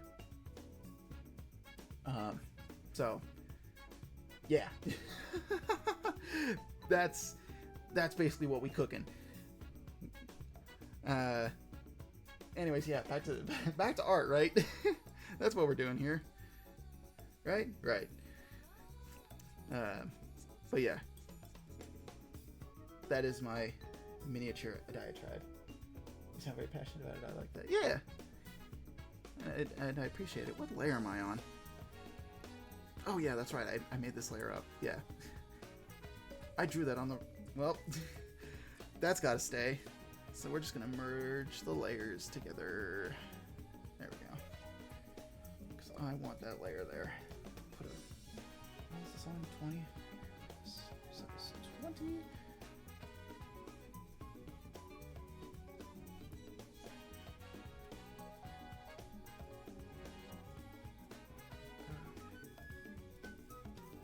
Bongo cat. Yeah, but it's not often that I usually get to talk about this stuff, which is usually why I go on long diatribes anyway, because I like talking about it. I'm very, very passionate about storytelling and about art and stuff, and that's one of the reasons why I really like the VTubing aspect so much about streaming, was because it's like, oh, people get to stretch their they flex their creative muscles, and they get to show off a part of themselves that you don't see too often, which is what I really like. So when people are like, I have a VTuber, it's like, okay, yeah, that's cool. Here's like 5 pages of lore. I'm like, and I'll fucking put that in an alternate tab, finish watching their stream, of course, or if they have new streaming, and then later, when I have brain power and time to focus, I pour over the lore, and I just absorb as much of it as I can, because it's like, ooh, I love story stuff, and I love lore, and it's like, you give me a fun character, or something like that, or a design to latch onto, and you give me lore, it's like, oh, I'm in heaven. Like, oh, just give it to me. Just nom. Delicious. Yeah, absolutely, 100%. Yeah. It's great stuff. Love it. Yeah, I just love how creative people can be with the VTubing scene. It's good stuff. And I'm glad that I at least tried it out. I don't see myself going 100% into it. Like being like, oh, you inhabit a character and you play it 100% straight. That's not personally the joy that I get out of streaming. It's primarily just chatting and being able to talk about creative works and video games and life and all that other stuff. So I know what I want out of it.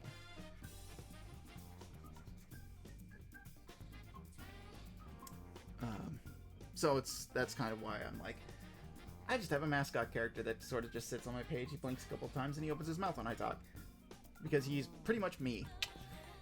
But I'm not beholden to any rules or any lore or anything like that. That's the part that I prefer, is to just be able to talk and shoot the breeze and not be like, the higgledy-schmiggledy cannot say but, because the concept of but does not exist within his world. It's like, well, yeah. And also the fact that I swear. I do swear a lot. And, within the Universe Traveler stuff, I don't intend on putting in serious swears. But I'll be like, fuck. And then, well, it's like, oh, whoops, well, I said fuck. Oh, well. It's like, let him swear, damn it. Fuck. So, that's kind of why I distance myself from, like, oh, I'm portraying a character, just being like, I'm just a guy. Yeah, I don't think there's a correct way to do VTuber. Yeah, everyone does. Yeah, and everybody does it differently, and it's unique to them. And yeah, and to that I say, yeah, more power to them. More power to them and to everybody, so that way they can. Everybody's unique. They all have their own thing, and people are allowed to choose who they like based on what they do, and that's a beautiful thing. I love that. I love having a field that's beautiful and varied. And with choice. It is a groovy good time. Alright. I think I'm liking his hair now. I'm thinking I'm cool with it. I'm thinking I'm cool with it. We're just gonna have to delete the previous hair layer.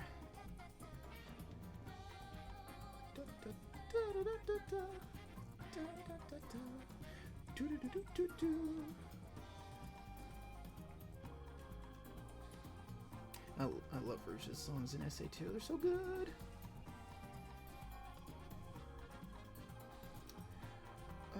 Okay. Actually, let me tinker with this part real quick. I do want to have a little pointy off of here, but I do want it to naturally do that. Yeah, I think that's what I'll do, is I'll leave a crease there, but we'll put the dip here, like that. There we go. And we'll do a quick save. Right. What's next? We're going to get rid of this hair layer, and we're going to rename this layer as hair. Okay. This layer appears to be empty. Does not seem to be anything in here. Okay. No worries. We're going to repurpose this layer into something else. Unless it was something that I completely forgot about. In which case, I'm going to feel very bad. I don't see anything disappearing, so I think we're good. Alright.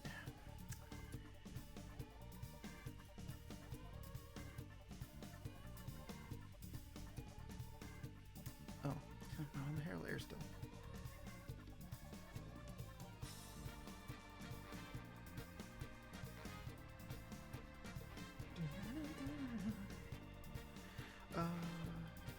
Right, the thing I was going to work on. We're going to lower the opacity on his face. So the thing about V, like I said, is he's kind of a sad boy. He's got a half-lid measure going on, but he's not angry like the bad traveler. I'll be lurking. Alrighty. Thanks for being here, though. I appreciate you sitting in and listen to me prattle on about my OCs and my stuff. So have a good lurk. What was I saying? Oh yeah, V is kind of a sad boy. Put that on the wrong layer. So he does the half-lidded thing as well, but he's kind of got more of like a tired. He's got way more of a tired vibe. Boy doesn't get a lot of sleep, this poor guy.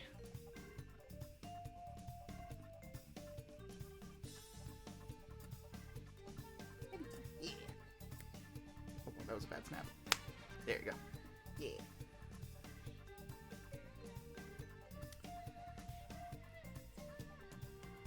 So yeah, he's got the half lid going, and his eyebrows are more arched like this. Actually got a pretty crazy angle on that.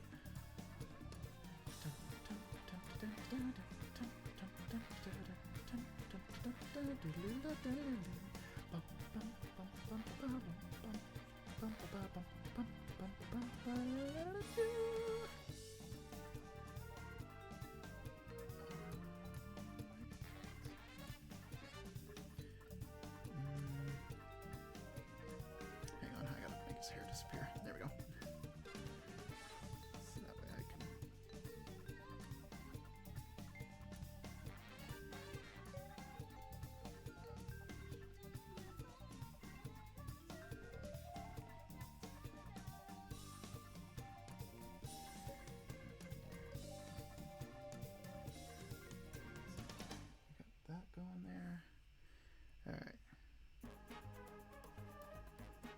That's more like it. He does kind of have not as much of a smile. He's still got a little smile, but not as much. I don't know if I want to give him eye bags or not. Because in the more recent drawings I did of him, I would draw eye bags on him. Because, again, like I said, he's a very tired boy. He kind of goes through it. So he deals with a lot on very little energy. The only problem though is I don't know if if giving him eye bags makes him look too old. Because he is supposed to be the same age as Traveler Prime. Just not sure.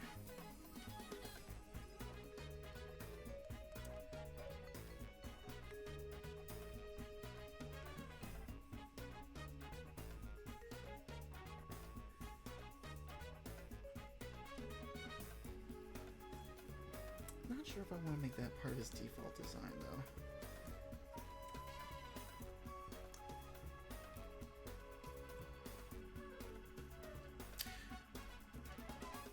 Probably not. Probably not. Yeah, I wouldn't say that's part of his default design.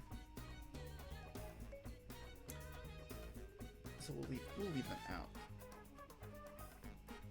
I do want to move this lid down just a smidge more.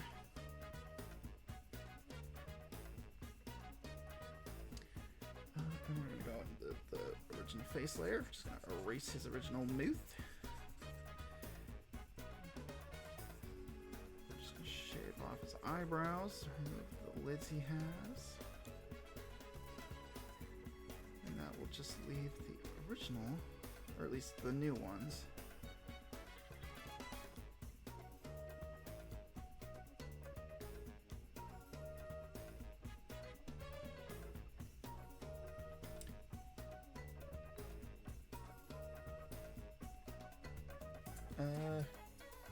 Oh, travel back. I had to do my usual midnight routine. Gotcha. If I missed any lore I wasn't aware of with prior. Let's see.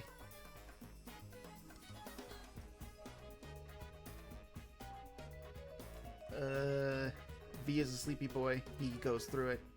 Contemplated giving him eye bags. Didn't give him eye bags. Other than that, I don't think so. I don't think. Yeah. I don't think he missed anything.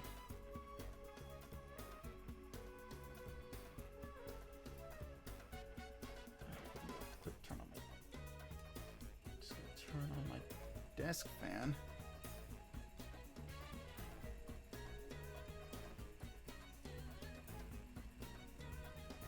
Hopefully that's not too loud. Because I do have my mic like pointed straight at it. But it gets hot in here. And while it isn't as hot as it has been, it's still pretty hot. And I'm using my pen display, which does heat up quite a bit. Already good to hear. Yeah, had to make sure I watch some shenanigans and then make sure my Insta post went up. Gotcha. Yeah, I have to check that later. Okay, so now I can take this layer, turn it back. Oh, before I do that though, I need to erase the tops of his irises. There we go. Alright, and then I can merge these two layers together. We'll just take a copy, we'll erase that, his face layer, and we're gonna make another backpack layer, because I was a fool and I futzed around with his backpack before I adjusted his proportions. So we get to do that again. Hooray! Because, like I said earlier, V doesn't have the sling bag like Universe Traveler Prime. He wears, or he has, a standard backpack that he carries all of his stuff in.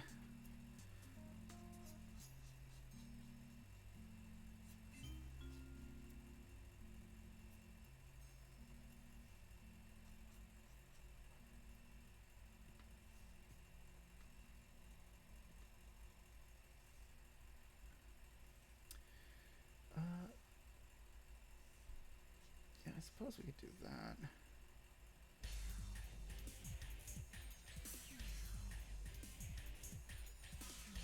Just so you can see some of the backpack strap on the other side.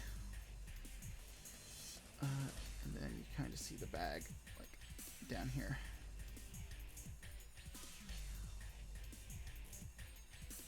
There we go.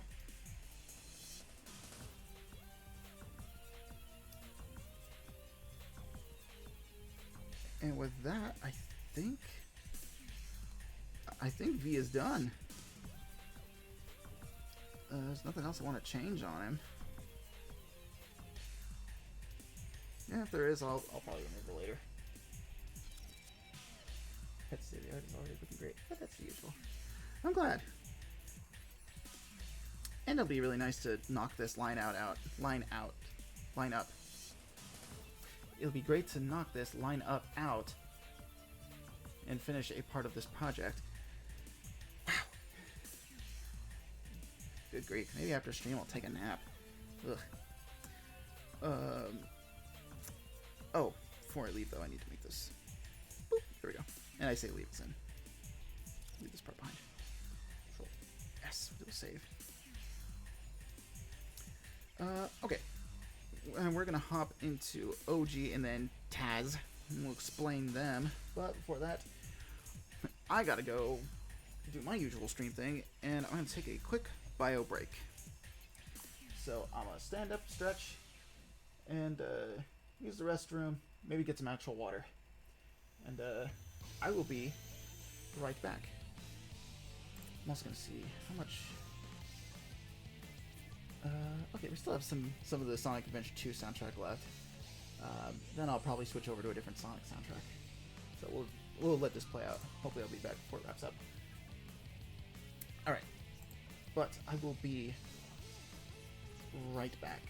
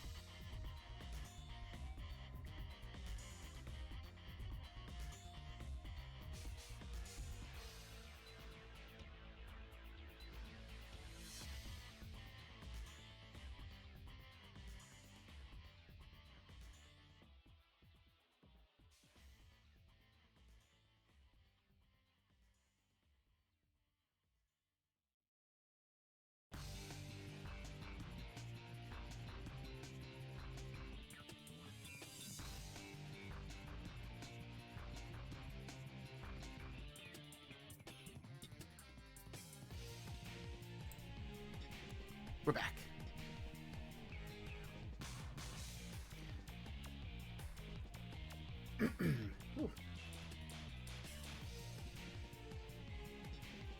Hopefully you all did a stretch.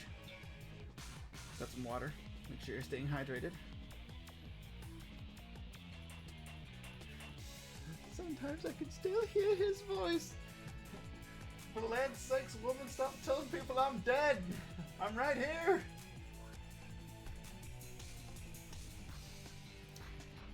You know, despite the fact that I give that movie a lot of reverence, not really one of my favorite Disney movies. I look back at it with fondness, but I wouldn't say it's one of my favorites.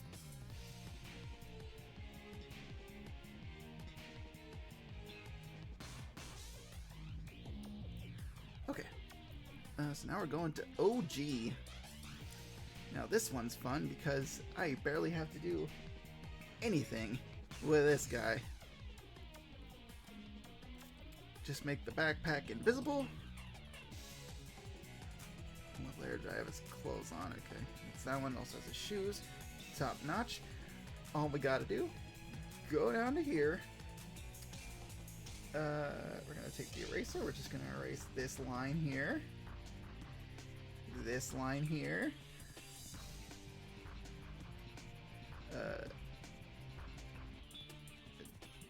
Just erase this. And this. And done. Alright, moving on. Okay, not really. We're not actually gonna do that. But ooh, whoops. Control Y there. Right? Control. Yeah, we'll leave it like that. I do want to erase that line though. Who wants his clothes layer? There we go. Because this is OG Universe Traveler. What does that mean? Prime, isn't he OG? No, this is the self-insert version of the character that I made.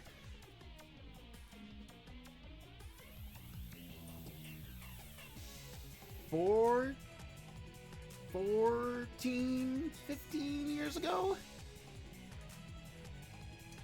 I want to say 15. I want to say it was 15 years ago.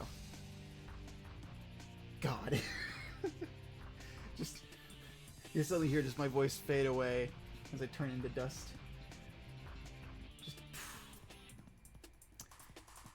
It's like, oh no, he's been snapped. Somebody call the Avengers.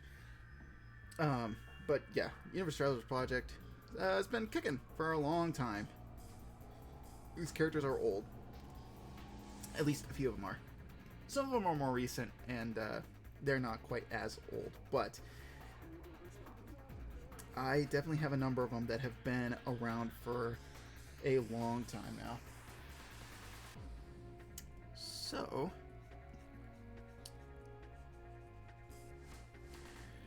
I don't know if I would actually adjust too much of this one of OG's physical attributes to try and match Prime and the others, because OG is supposed to be, is he 18? He's like, I wanted to say he's 15, I want to say, but I'm pretty sure when I created him he's 18. He was supposed to be the same age yeah, so he had to be like a teenager. He had to be like mid-teens. I do know for a long time though he it's kind of after I exited the self-insert phase of his character design. He stayed at 18 for a while, up until recently. Because I was thinking to myself, do I want these characters to be 18? Because I was thinking about the arcs that the characters go through in their stories, and what exactly I'd want them to learn as they grow and develop. And I was like, would a character at this age be going through these thoughts and feelings. And the more I thought about it, and I was like, I think they're a little too young to be worrying about some of this stuff, or at least to be in the frame of mind that they're at.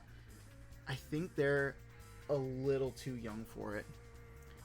And then I was like, should I age them up to give them a little bit more life experience? And I was like, yeah, that actually sounds like a really good idea.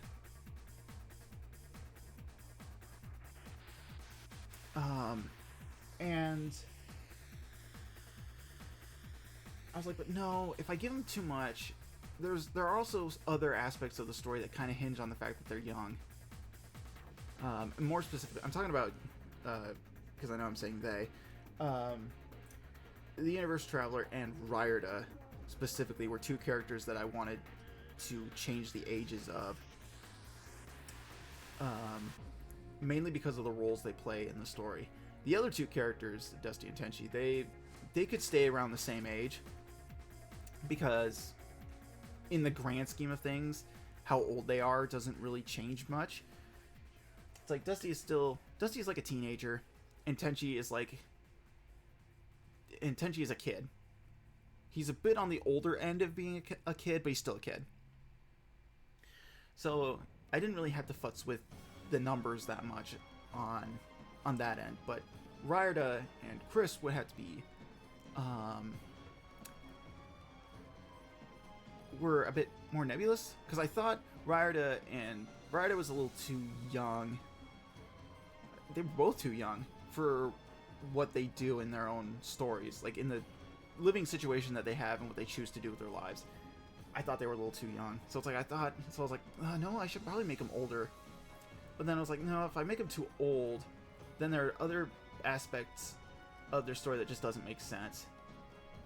For Universe Traveler specifically, because there are some elements in his story where it's like, no, it kind of hinges on the fact that he's a bit younger and a bit, I don't want to say immature, or maybe it is immaturity. I don't know. I don't know if I'd call it immature though. But the fact that he's young and he's a bit naive. I wouldn't say naive.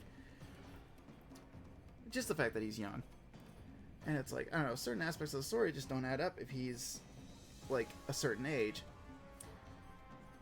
And I was like, okay, so then, well, what do I do now? I guess I just keep him the same age. Because he's 18. Chris and Ryerda are 18 and 19 respectively. Those were their default ages. And I wanted to age them up by 2 years. So Chris would be 20 and Ryerda would be 21.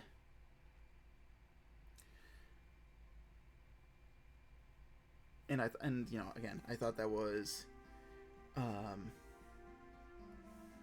like a little too old, and it didn't seem to fit. Because, you know, by the same token, it's like, oh, if I make them too old, then shouldn't they be able to like rationalize certain things? They'd be like at a, you know, a maturity that would grant them a certain mindset in tough situations that would otherwise not really be a problem.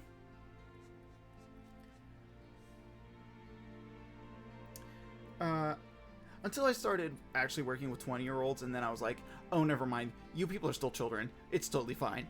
and then I decided to just age them up anyways. Because if there's one thing that life has taught me in growing older is, regardless of what age you are, you're still learning stuff. And having interacted with people a lot younger than me now, it shed some light on, you know, how people act, you know, regardless of their age. So it suddenly felt believable to me that these characters would behave in a certain way, regardless of the fact that they'd be, you know, just a smidge older than what they currently are.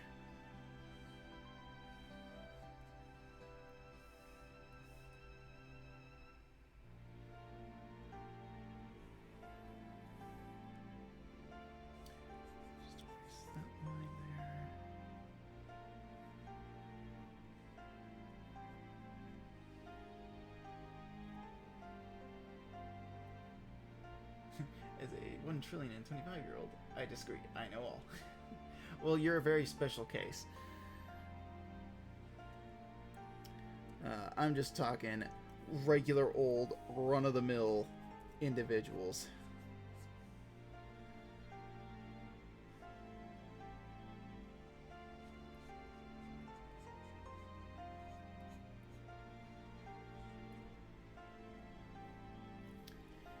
No, it'd be further back. It'd be like right here. Dun, dun.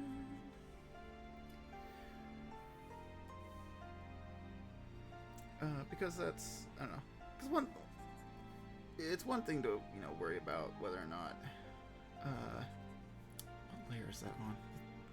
This little thing is gonna annoy me until I find what layer it's on. Is it here? No. Is it here? No, not there. What layer is that on? Hello?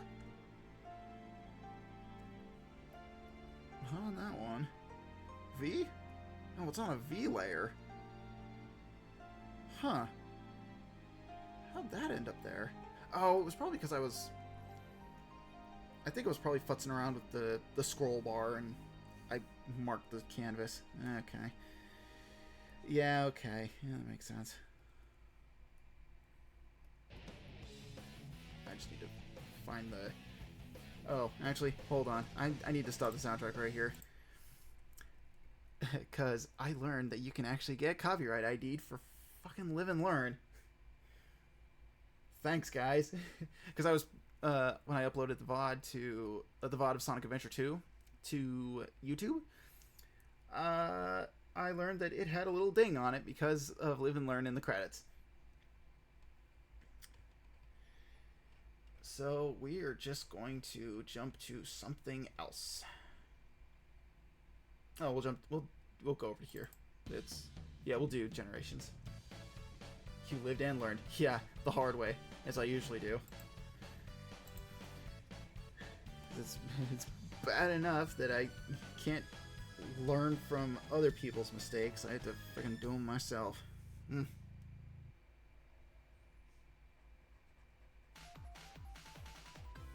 Because I was actually thinking about this the other day. Because so for those who don't know,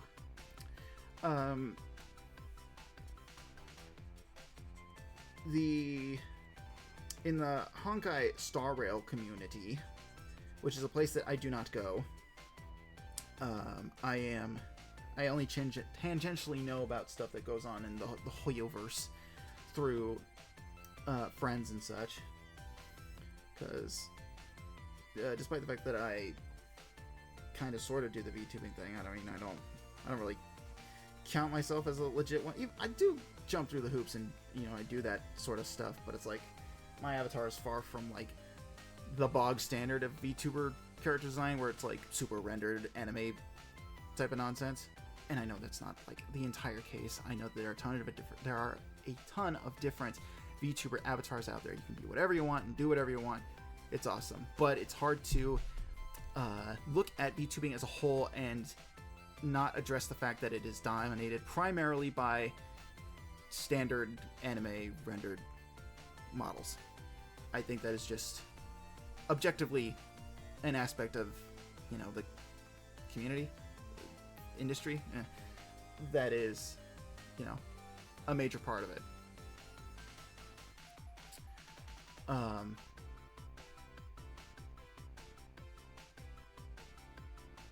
did I get here from what I was going to talk about in the first place? Good grief. Let's see.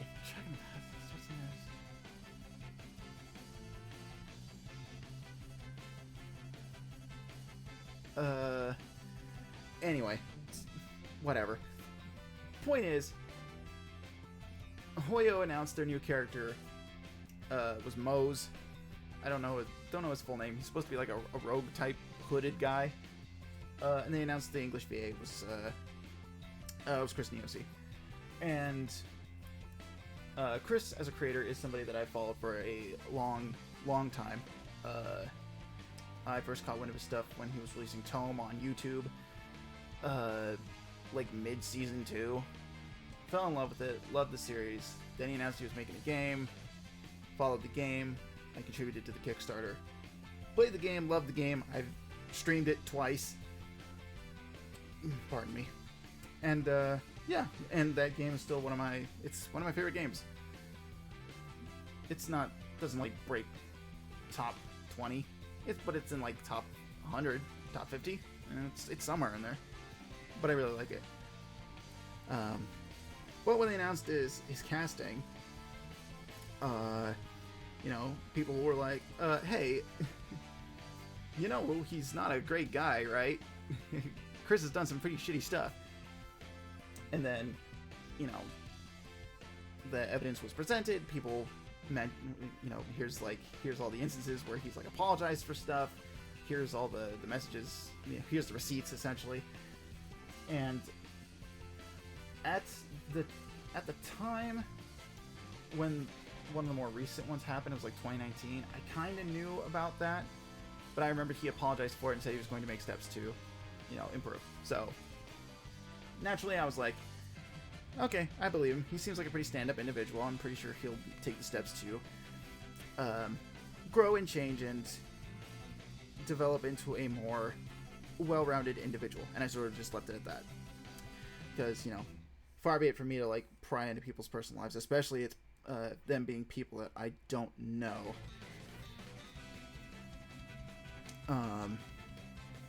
But then it turns out later, it's like, oh, look, even after that, his apology was basically just lip service, and he still continued to do terrible things. Cool. And then I learned a bunch of stuff that I didn't know before about, you know, all the crap he'd done. And yeah, kind of soured the taste of Tome and my love for it, and it definitely extinguished the flames of my passion for the series and a lot of fan stuff that I was going to do for it, because that was one of the side things I wanted to do, was make a little Tome AU for all my little Blorbos. And so that happened. And then yesterday, which was Wednesday, I think it was it yesterday?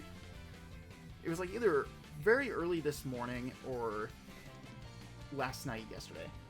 I learned that he talked to his agent and he stepped down from voicing the character, and basically gave another apology, and according to everybody else, for what I've seen, basically gave the same lip service apology that he did before, and was going to take a break from social media. And that was pretty much the resolution to that. That I kind of wanted to bring up. I don't know. It's now that the dust is pretty much settled. I'm pretty sure it's pretty much settled at this point, because now that he's like stepped down. And I think it's the end of the whole situation. It still really hurts having this be how the whole thing played out. And I'm still... And seeing other people's reactions to it too, where it's like, I learned that there were people that I knew that were in a circle that I usually frequent that were affected by him, and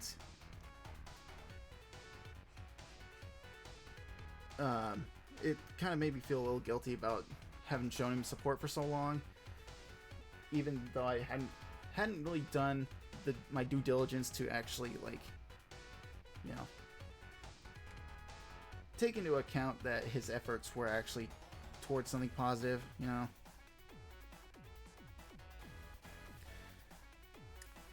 And so it was like, So it's like, I don't know. I'm still left in this uncertain place where it's like, I don't know. Do I just waltz back to doing tome stuff? Do I still like it? Because, and I mentioned this last week when I streamed, where it's like, you know, when it came to people like Bill Cosby and you know, and that, it's like, I still listen to Bill Cosby stand up every once in a while. I still hold Fat Albert in my heart and the Cosby Show, because I watched those as a kid, and it feels like, you know, I could remove myself from, or at least remove the art, separate the art from the artist, because, you know, Cosby, to me, as a person, is so far removed from my life that it's like my relationship to the work itself is, you know, personal enough that I feel like I can enjoy it without having the knowledge of the creator's misdeeds affecting it in some way. But with Tome, it's a bit different, because the franchise itself was an independent venture by like one person and the people that he hired to work on it with him. And he's still pretty involved in the community, because he still browses the Tumblr tags and all that stuff. And it's like, it's hard to show my love and support for it when it's like the creator so closely benefits from that stuff in some way. And I am a person that fully believes in showing support to, you know, the victims of circumstances such as these. And I don't know, it just doesn't feel right to fully support a series where it's like the creator is so closely involved in it. So it's like, I feel like I just want to, you know, pack up my tent and leave. But it's like, I don't want to make a big show of it, because, you know, who am I to make a big show of it? Because who am I really to be like, I hate to say it, everyone, but from this day forward, I am leaving the fandom. It's like, being in the pony community, I freaking heard that a lot. And all the drama that stirred. It's like, if there's anything in my life I don't need, it's that.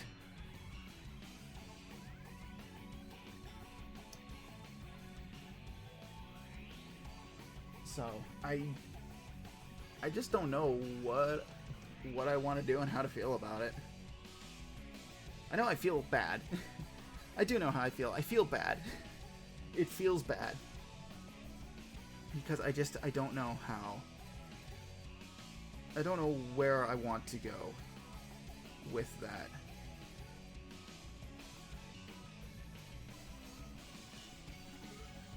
But I think I'll probably come to a consensus eventually. But I don't know. I guess if I were to do my leaving the fandom moment, it's just, I'll probably just not do any Tome stuff until I know for certain how I feel about my relationship with it now. Because for one thing, the community itself is really nice. There are a lot of wonderful and talented people in the community that, you know, that spawned from the web show and, you know, the game and stuff. And I think those people are deserving of praise and support.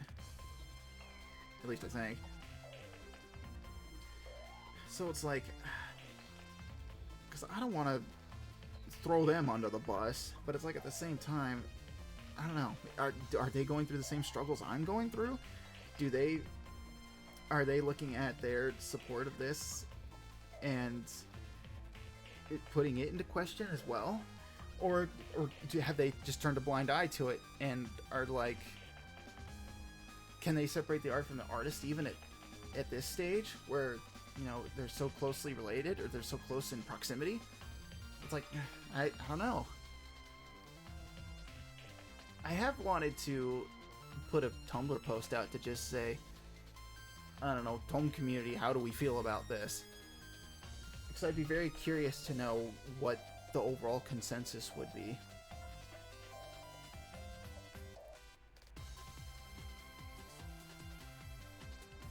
But, I don't know. I don't know. I am just but one man who is lost and scared in the world. I need a hug. Okay. And we're almost done with this one. So, the only difference design-wise with Prime and OG that's like really different is his shoes. In the original self-insert design, I based the shoes on a pair of, I don't know, they're like these brown slip-on tennis shoes. Tennis shoes. I don't even know what brand they are, but they're like a tan brown. You can just slip them on. They've got like these little black marks where it can stretch, so you can, you know, lift the tongue up and stick your foot in. I see them at like grocery stores all the time in like the cheapo shoe aisles. But I had a pair of those as a youngin', and so I based the shoes on that. Based the shoes and the design on those. So I think I'll have to look up a reference for them, or when I go into town next and see them, I need to snap a picture so I can get them looking a bit closer. The only real difference, though, that I think I'll just change in an update to the design is he didn't have the gloves back then. He was barehanded. But I think I'll probably keep the gloves on. Yeah, less work for me.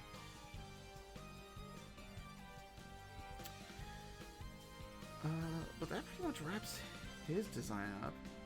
He also had like spikier hair, but just keep the hair the same. Or not, I don't know. I still need to, actually, you know what, now I'm thinking about it. Now that I can say that he's wrapped up, I'm going to go back to, he's a bad dog. We're going to, Chris, we're going to go to his her, and I'm going to shorten up his ahoge. Because I may as well use the technical term for it, at the very least. The ahoge itself, though, is a relatively more recent addition to his design.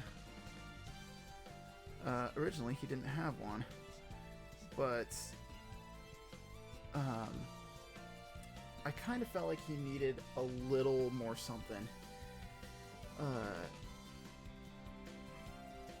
in his design.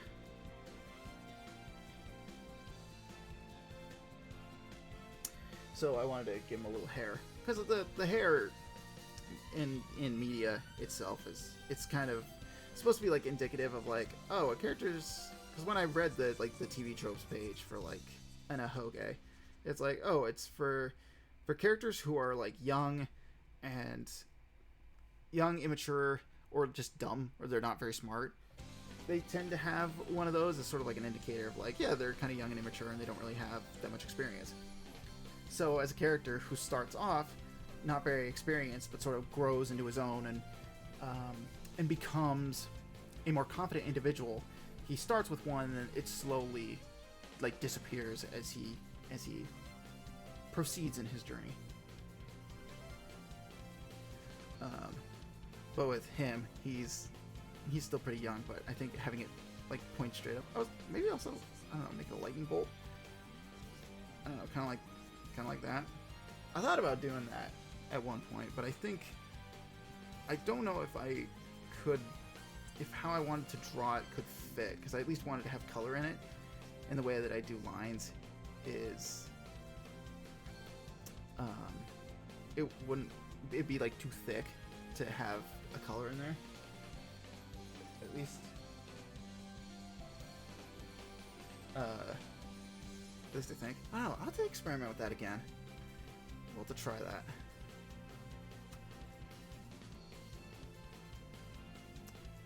Anyways, layer 5 has it. Okay, so we're gonna put this back up to there, and we're going to merge these layers. Oh, hey, you're immature and dumb, just like the trope. Haha, zing! This is a joke. You're immature, that's about it. Oh, Winter with the zingers. Cool. Yeah, that wraps him up. On to the last one. That's actually not bad. I'm pretty sure I'll be coloring these and inking these off stream, or when I have free time. I kind of want to focus on the construction of these during stream, so I can just, you know, I can talk about the designs and stuff like that. But I'll probably save the coloring and inking stuff for later, because it'll be nice to do that stuff while I can concentrate on it, and, you know, not have to worry about talking at the same time. But we're gonna move on. Taz, and this one is possibly, I don't know, maybe the most cringe, if you even count cringe as part of this. I don't know, this whole, you could count the whole series as cringe because it's based off of self-insert fic that I wrote. But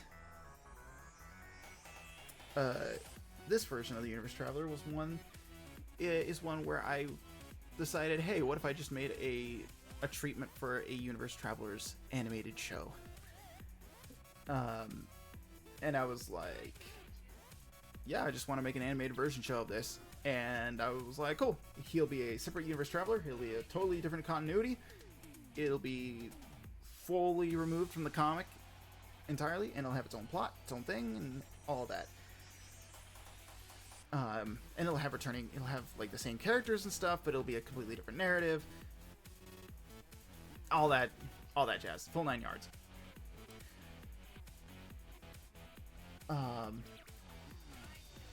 I kind of debated whether or not I was going to put him on this list to actually get a design, because I was like, the whole crux of his existence is based off of a fantasy instead of it being like an actual story that I would create. But then I was like, you know what? Yeah, fuck it. He's different enough from the main cast, and I still kind of like the idea, so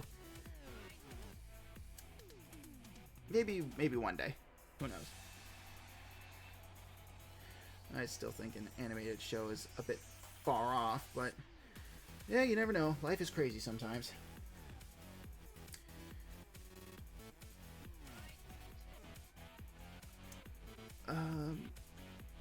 This one I know for sure is younger, and it's probably the youngest,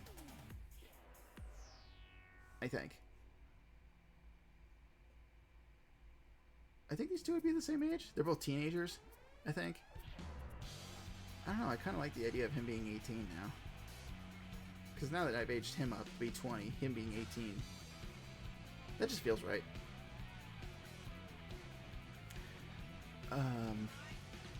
Yeah. But the whole point of the premise of this one is it's relatively the same. It's, you know, Universe Traveler. He goes on a universe traveling adventure with his friends. That's about it. But his power set is slightly different, and he's got like his own unique thing going on that makes him a bit different than the rest. But that's a twist that I dare not spoil.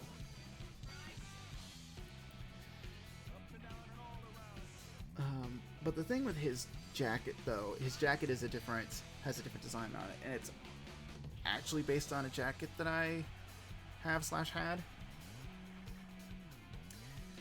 And I don't know if it's still up, or if they even posted it publicly, but there's a commission that I got from somebody that I commissioned to draw the Universe Traveler, and Ryerda, back when she was still Ryerden, because, you know, little known fact, I initially designed Ryerda as a boy, thought I had too many boys in my cast, and it was like, well, actually, it was because Ryerda was human, And the original conceit of the Universe Travelers was to have all the characters be a different species except for the main character, who would be human. So that way it'd really really get the idea in that it's like, oh, these are all like characters from like different genres and walks of life and stuff like that. But then I ended up settling on the main cast, and it's like now I have 2 humans in the cast. It's kind of a bummer, and they're both guys. So it's like, why don't I just make one a girl? It's like, that'll make them different enough, right? It's like, yeah, okay, sure. And changed Riordan from a guy to a girl, took the N off his name, and was like, yeah, that sounds feminine enough. And thus, we got Riordan.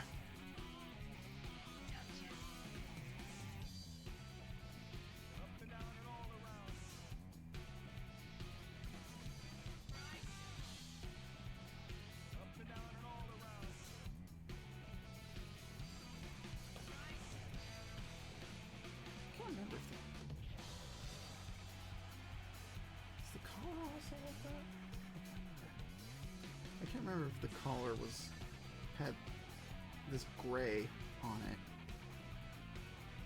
If when it was it kind of has like I don't want to say a poncho, but it's kind of it had like a gray thing that went down from the shoulders across the chest, and then back up the other shoulder. So it kind of looked like somebody just took like a mat or a blanket or something and just drooped it over the shoulders of this jacket. I just can't remember if it... I think it also went up the collar as well. But I know for sure I want it to go to the corner of the shoulder. It'll make this a bit easier.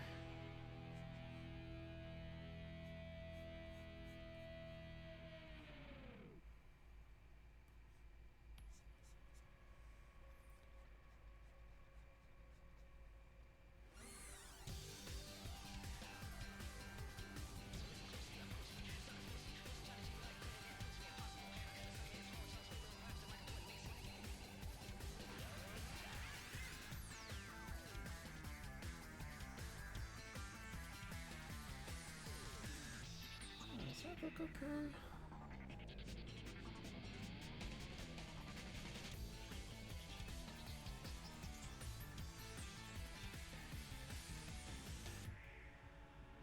Ugh. We've got like 3 lines tangenting into each other right there. Ew.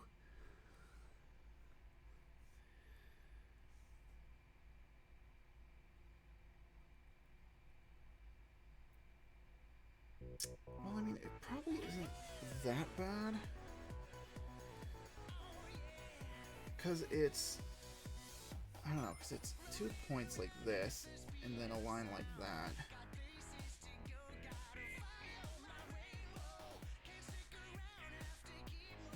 So I don't think it's that bad.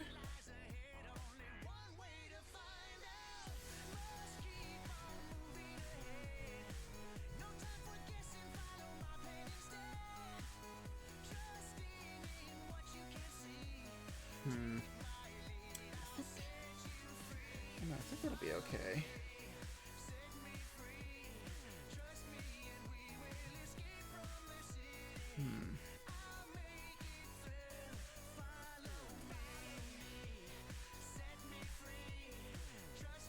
I do want to erase this line though, because I think I did have this there like that. It wasn't just a design choice, it was also because I didn't want those lines intersecting with each other. That's kind of the reason why I did that.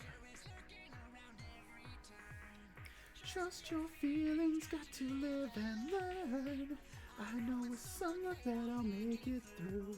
Got no other options, only one thing to do. I just spat all over my screen. Nah.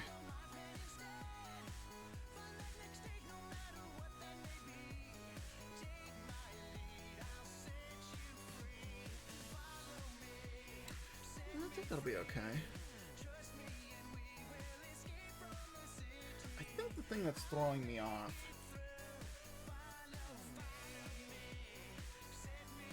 is that it's a little high on the chest. Because in the jacket, on the IRL jacket, it goes further down. It's like, oh, that's my eraser. It's like down here. It goes down like here, and the zipper's like down there. But on here, it's like, I don't know, it sits a little too high up.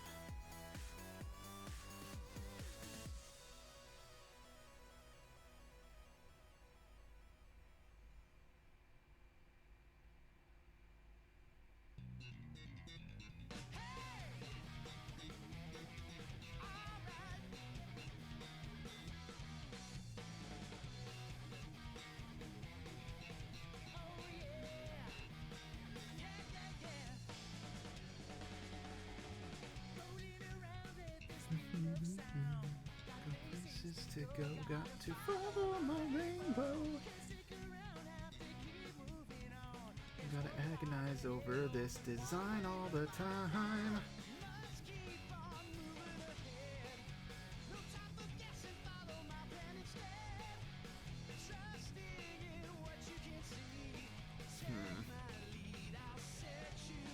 Yeah, I don't know what I want to do with it. What is he gonna do? Bad boys, what you gonna do? Well, what are you gonna do?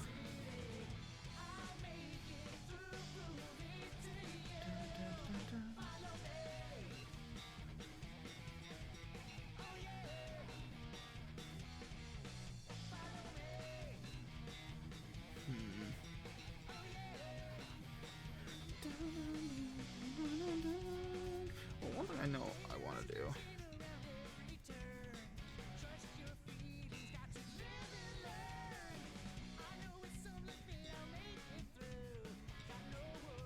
On the underside, though, this is something I remember very well, is it's got gray on the backside, underside of the sleeve. This one, I think, if it turned further down, like down here, or no, maybe a little further. Like that. There you go. And again. Actually, need to go right to this one. It will go up to the arm.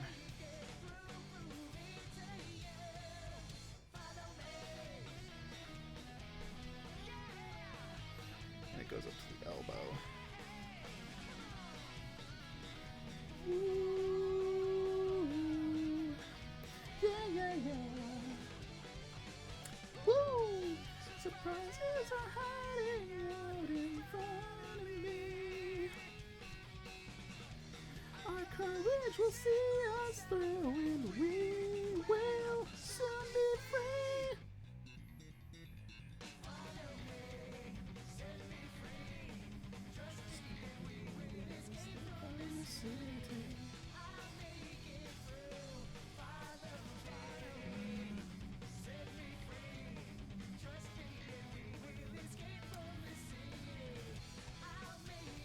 We could do it like this.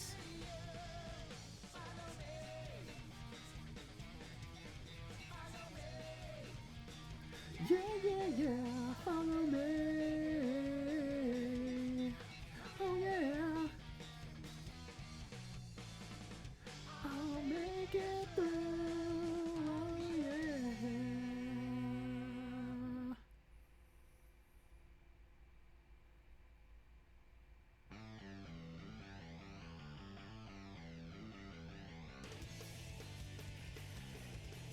Okay, I think I like it now.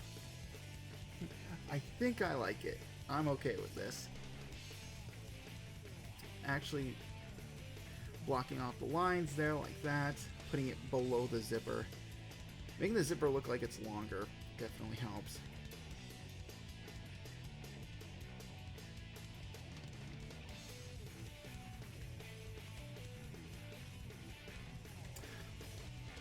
Oh. No? Now I know. Okay. Suddenly I know. It's because the perspective is off. If the jacket is tilted back, because his chest is tilted back, like how I drew the perspective line here, if it's tilted back, the line would be more closer to being flat. So it wouldn't be curved up like this. It would be flatter. That's what's throwing me off, I think. I hope. So we're just going to do this.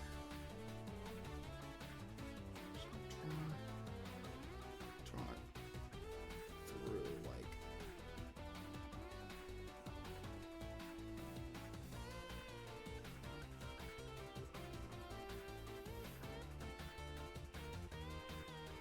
Yeah, kind of like that.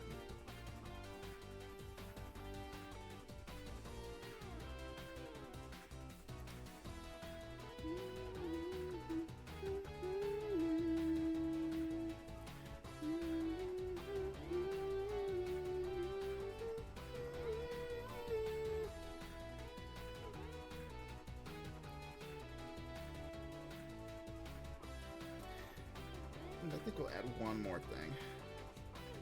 We're gonna add a little color to the pocket here on the front. I'm gonna do this just to give it a little bit more differentiation between the other designs.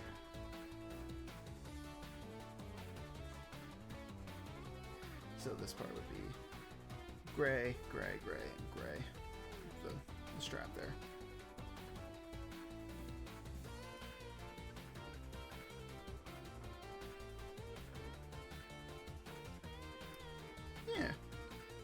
Yeah, other than that, he remains pretty much unchanged.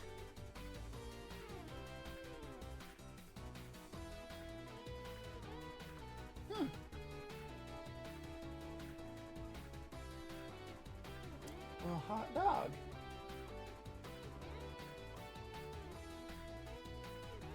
I didn't think I'd actually get through all these all in one sitting. But I suppose, you know, being able to just take one character and then, like, copy paste their base design and just fiddle with it would, you know, makes this a bit easier.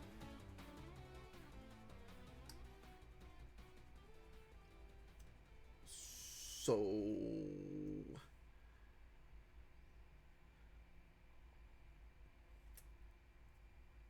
I think I might call it here. Let me look at my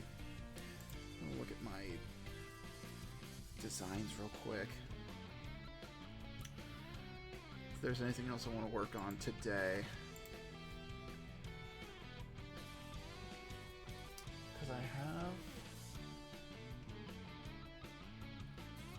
I guess there's one thing we can start.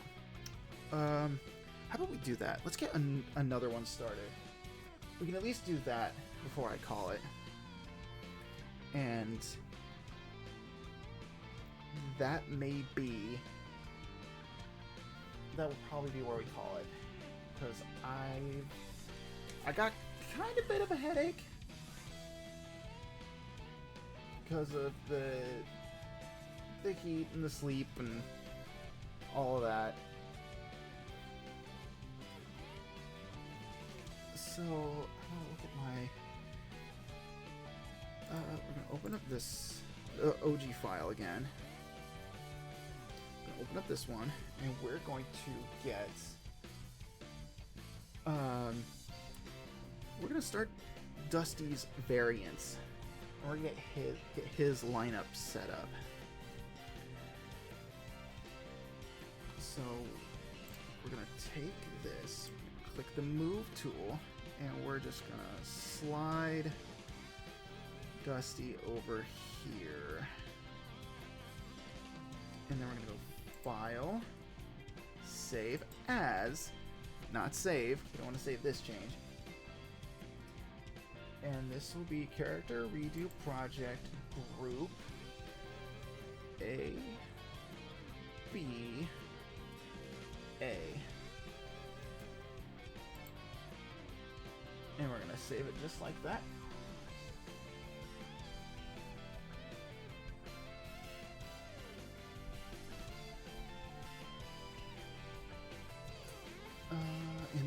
are going to clear the rest of these guys out. Yeah, he doesn't have that.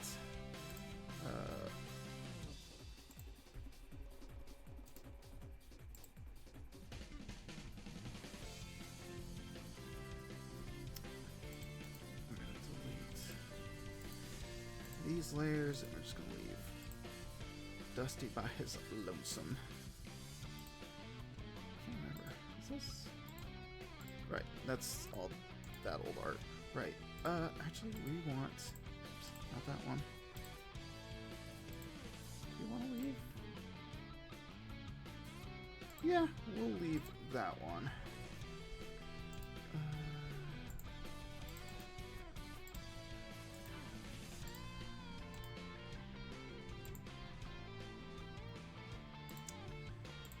Okay.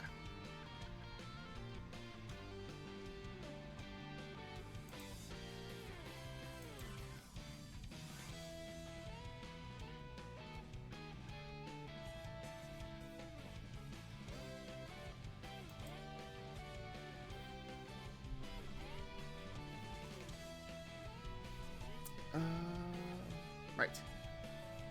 Sorry, I was looking at my computer. Alright, I'm gonna have Dusty Prime. We're gonna duplicate it. Then we're gonna move it. And this will be Dusty with an I. Very important. Very important distinction. That letter I there.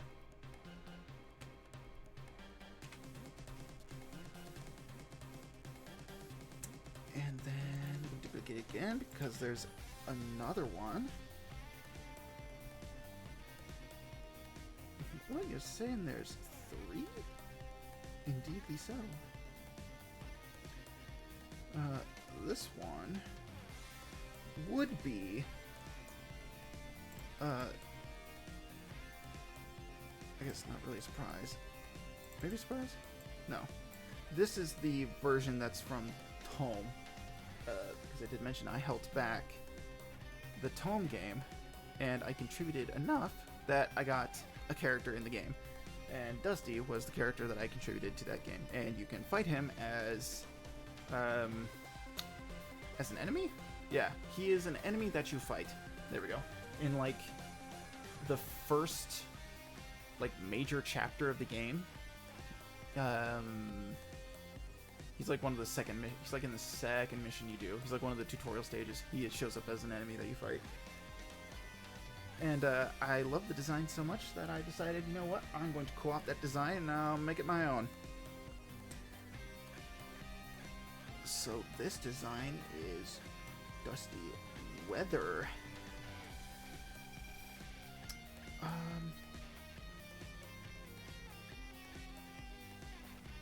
And there's another variant of his.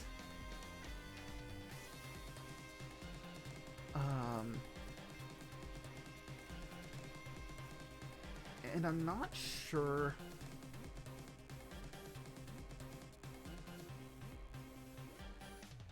I'm not sure if I'm going to include it in this lineup.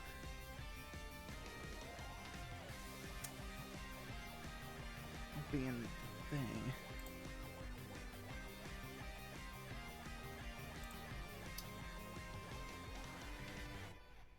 Because he's it's a variant of his that's very different. It's based off of an old design he had, which it wouldn't take a lot to like fit in.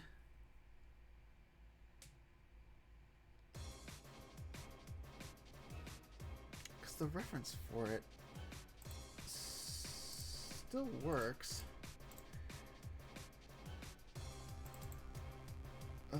Let's see. Finished references.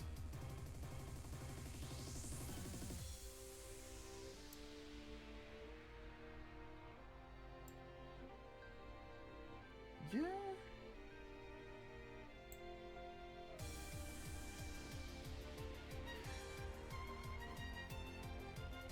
I might have to monkey around with that a little bit.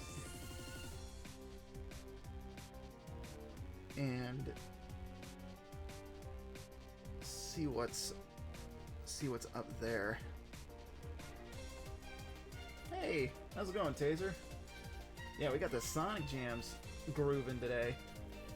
I'm trying to figure out what I want to do with my BGM for my art streams. So I'm sort of testing the waters with some of the soundtracks that I've got on my computer. Because I know that I usually put lo-fi on in the background because it's not as distracting for me.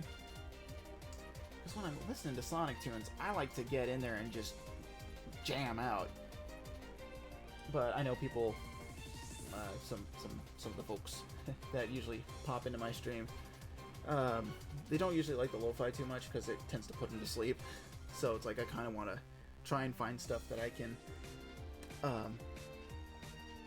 use in place of it that's a bit more higher tempo, so that way it's, you know, my drawing time isn't put you to sleepy time. So it's kind of why I decided to tune into the Sonic channel and listen to some jams.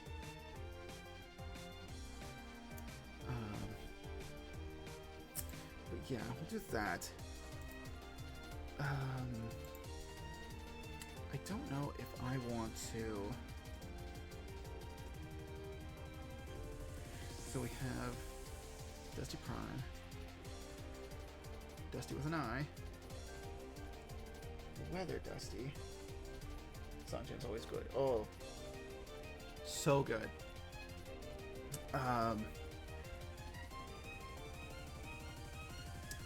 We'll put in the next one. Yeah, we'll move this one over. Got a fave song? Oof. Oh, that's a hard one. Gosh.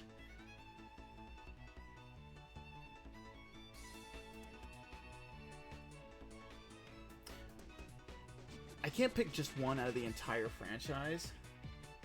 I could do like one per game. Because there are so many bangers in the entire series.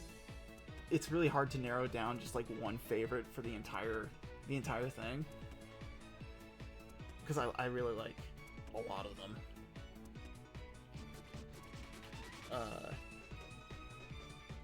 If I were to pick a stage theme from each game that I've played, from Sonic 1, that would have to be...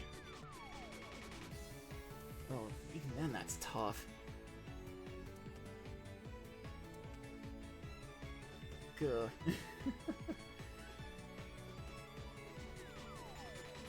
From Sonic 1, I think it's... I can listen to the Superstar soundtrack. It's pretty baller. Oh yeah, in that game I can easily pick a favorite track. It's Bridge Island Zone, Act 2 specifically. That song is so good. I love that song so much. The rest of the soundtrack didn't really stick with me, but that song I absolutely adore. And I think it also helps the fact that they used that song for all the trailers. At least not all the trailers, but in like the one trailer that they showed all the time, they used that song for it. It's so good. And then this... Right, and then this Dusty is...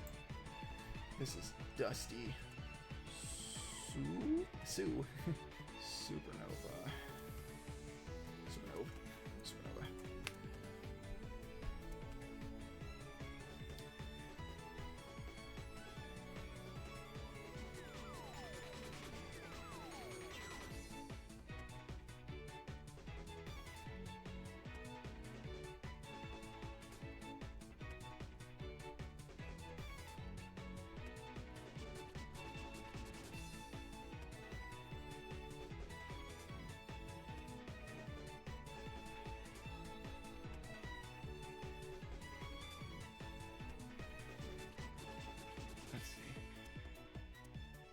still on the fence one. I'll include that.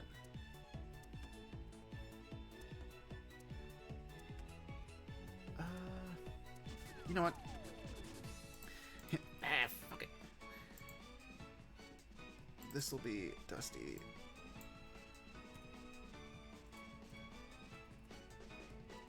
Classic. There we go. And we'll be able to slot him in.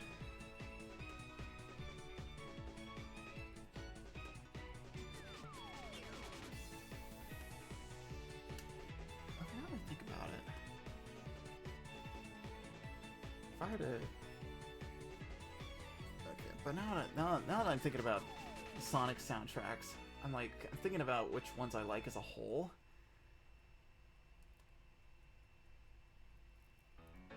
Generations, like this one's pretty good, and say that we slide into one of my favorite songs of the soundtrack. I love this remix of Rooftop Run, it's so good. I think Colors is up there. I don't know if it's number one, but Colors' soundtrack is like podium worthy.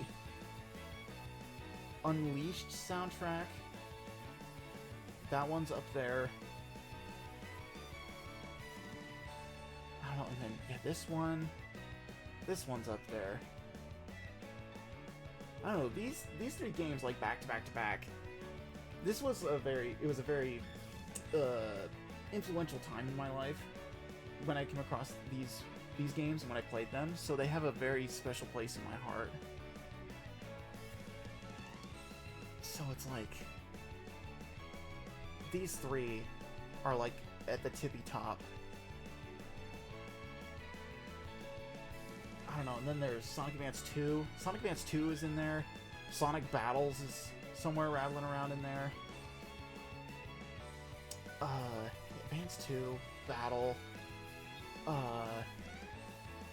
Sonic 3 and Knuckles is a big one, because I spent a lot of time playing that game. Sonic 2, even though I'm not a big fan of Sonic 2, which, I don't know, if that's sacrilegious or whatever, I'm not a big fan of Sonic 2. Funny enough, I'm actually, I wouldn't say a bigger fan of Sonic 1, but between 1 and 2, I will play 1 over 2. But yeah, Sonic 2's soundtrack I really like. Sonic 1's it's alright. There's a few tracks in that game I really like, but, I don't know. I feel like they really hit their stride with 2 and then going into 3. Sonic CD? God, Sonic CD's soundtrack is so good. The Japanese soundtrack, oh, it's so good. And some of the US tracks are pretty good too. I won't discount some of the US tracks, but I definitely prefer the Japanese tracks to the US track. I like the mood and the tone that the Japanese soundtrack sets over the US tracks. The adventure soundtracks are pretty good. I like 2s more than 1s, but that's just because of personal bias, because I spent a lot of time playing SA2 over SA1. Heroes has such a great soundtrack. That one's definitely up there with the modern games. Lost World, that one's low end on the tier list. It has a ton of good tracks in it that I really like, but as a whole, I don't vibe with it. Forces, yeah, that's another one. Same deal. I had some bangers I really like, but as a whole, I just don't vibe with it. Sonic and All-Stars Racing Transformed has some good tracks in it.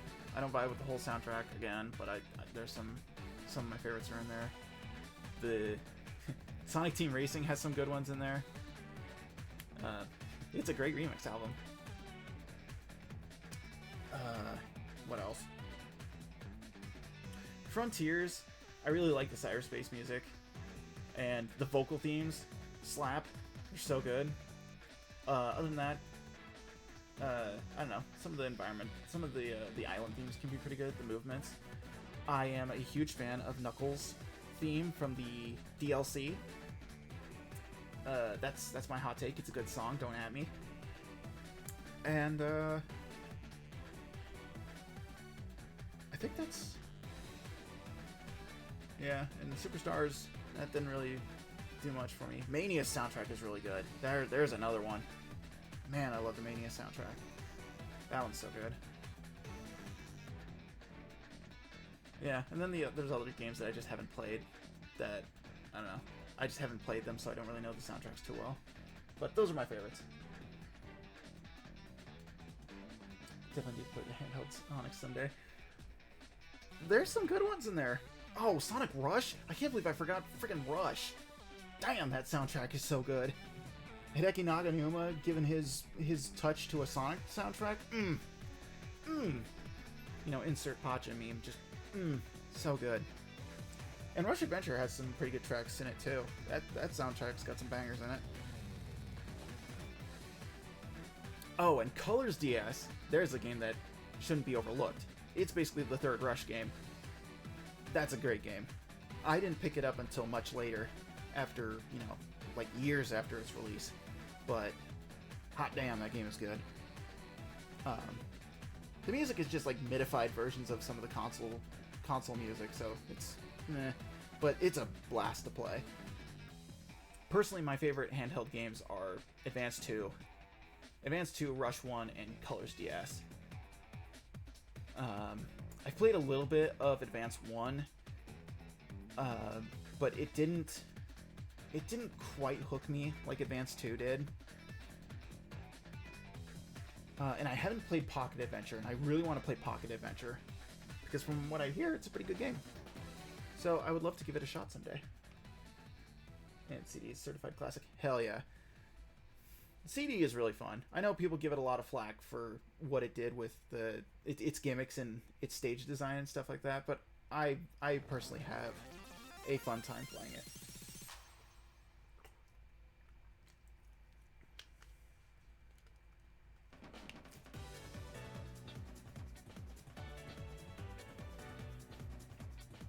Okay.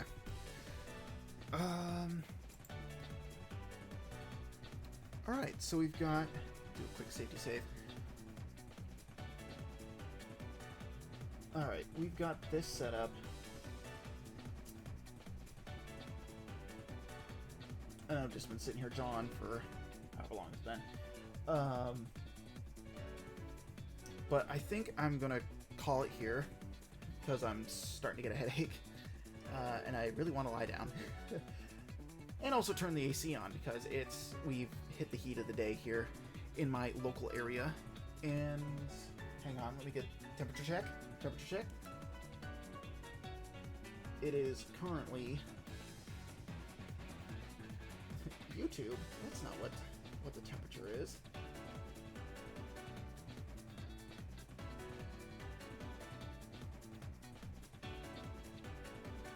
Loading. Oh, it's not even that bad out. It's below 90 degrees.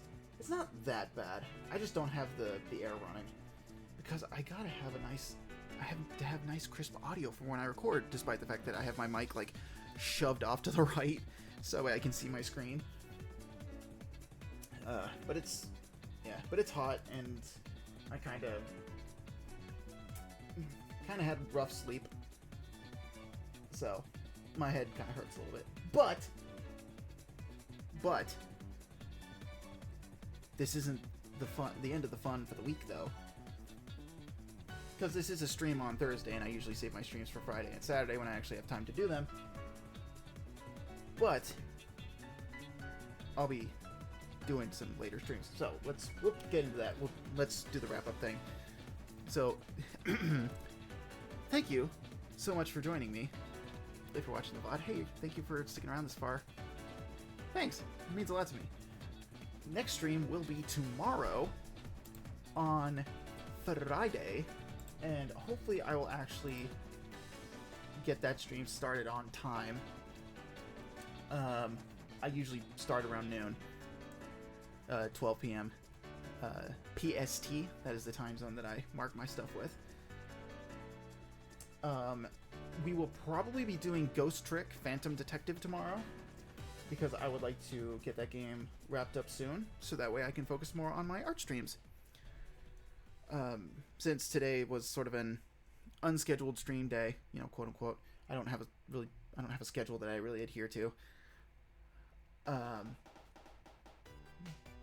Since you know it was unscheduled, I decided, hey, we'll sort of go off the beaten path here and do something a little bit different, which is actually do art, which is something I really want to do. But on my normal stream days, which will be tomorrow and the day after, we'll be doing some games, and we'll be trying to wrap those up. So tomorrow will be Ghost Trick, and then the day after that will either be more Ghost Trick to finish it, or we'll be doing Pokemon Crystal, and we'll be getting closer to the end of that game as well, because I'm near the very tail end of that game. We got the Goldenrod Radio Tower Takeover quest done, and that opened up the Ice Path and Blackthorn.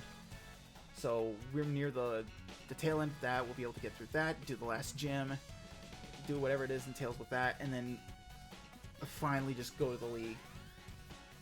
And I'm kind of at the point now with Pokemon that I'm just kind of speed running it to the end, so that way I can get to the league, beat it, and then call it good. Because I'm not going to do the post game on this run, because I want to wrap all the games up and then just do art for a good long while, because I'm a little burnt out doing game streams, because you know I ended up picking games that took a while. I was doing 3 at a time there. I was doing Mario and Luigi, I was doing Pokemon and Ghost Trick. It's like long-ish games with a lot of dialogue in them. It's like, that was not a smart choice on my part. Well, we managed to get through Mario and Luigi because I used the mush badge trick and just steamrolled the latter half? Former half? The latter half of that game. And I think Ghost Trick, we're about 3/4 of the way done. We're at least in the second half of that game for sure.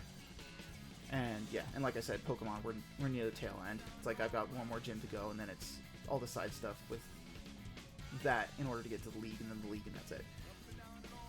So that is the plan. Ghost Trick tomorrow. So until then, let's see who's rateable. Totally save that.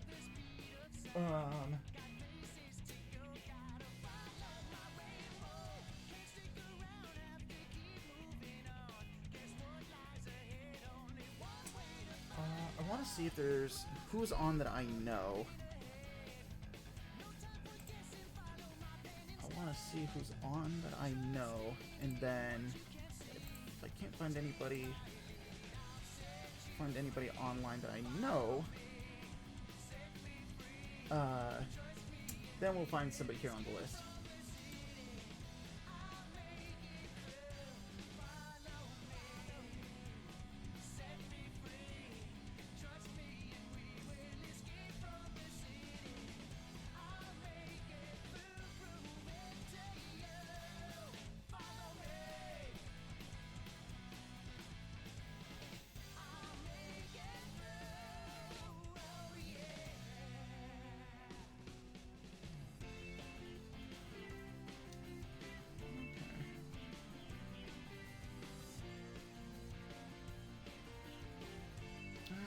I don't have any friends that are on currently,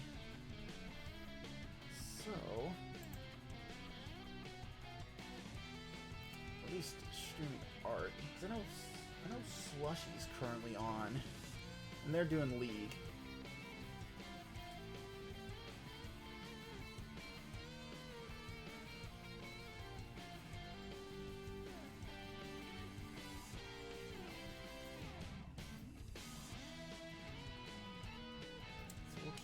Keep Slushy in mind. Let me look through my list of the artist people that Twitch brought up. Oh yeah, Cherry Chews is following. I'm following them. They are streaming.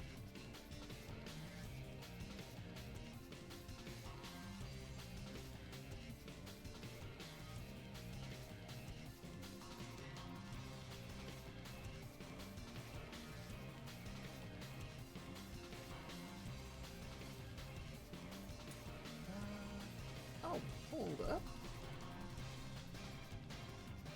Oh. Alias on here. Is... Hang on, how long have they been going? They've been... How long have they been going? Oh, they're like... Oh, they're like just getting started. I think that's what we'll do. We'll pop over and we'll see them. Because I used to jump over into their streams before they did the rebrand. Because they used to go by a different name, and then they transitioned, and they became the beautiful dinosaur woman? I think. I don't know if they're non-binary or not. That will require research. But I think that is who we'll go see.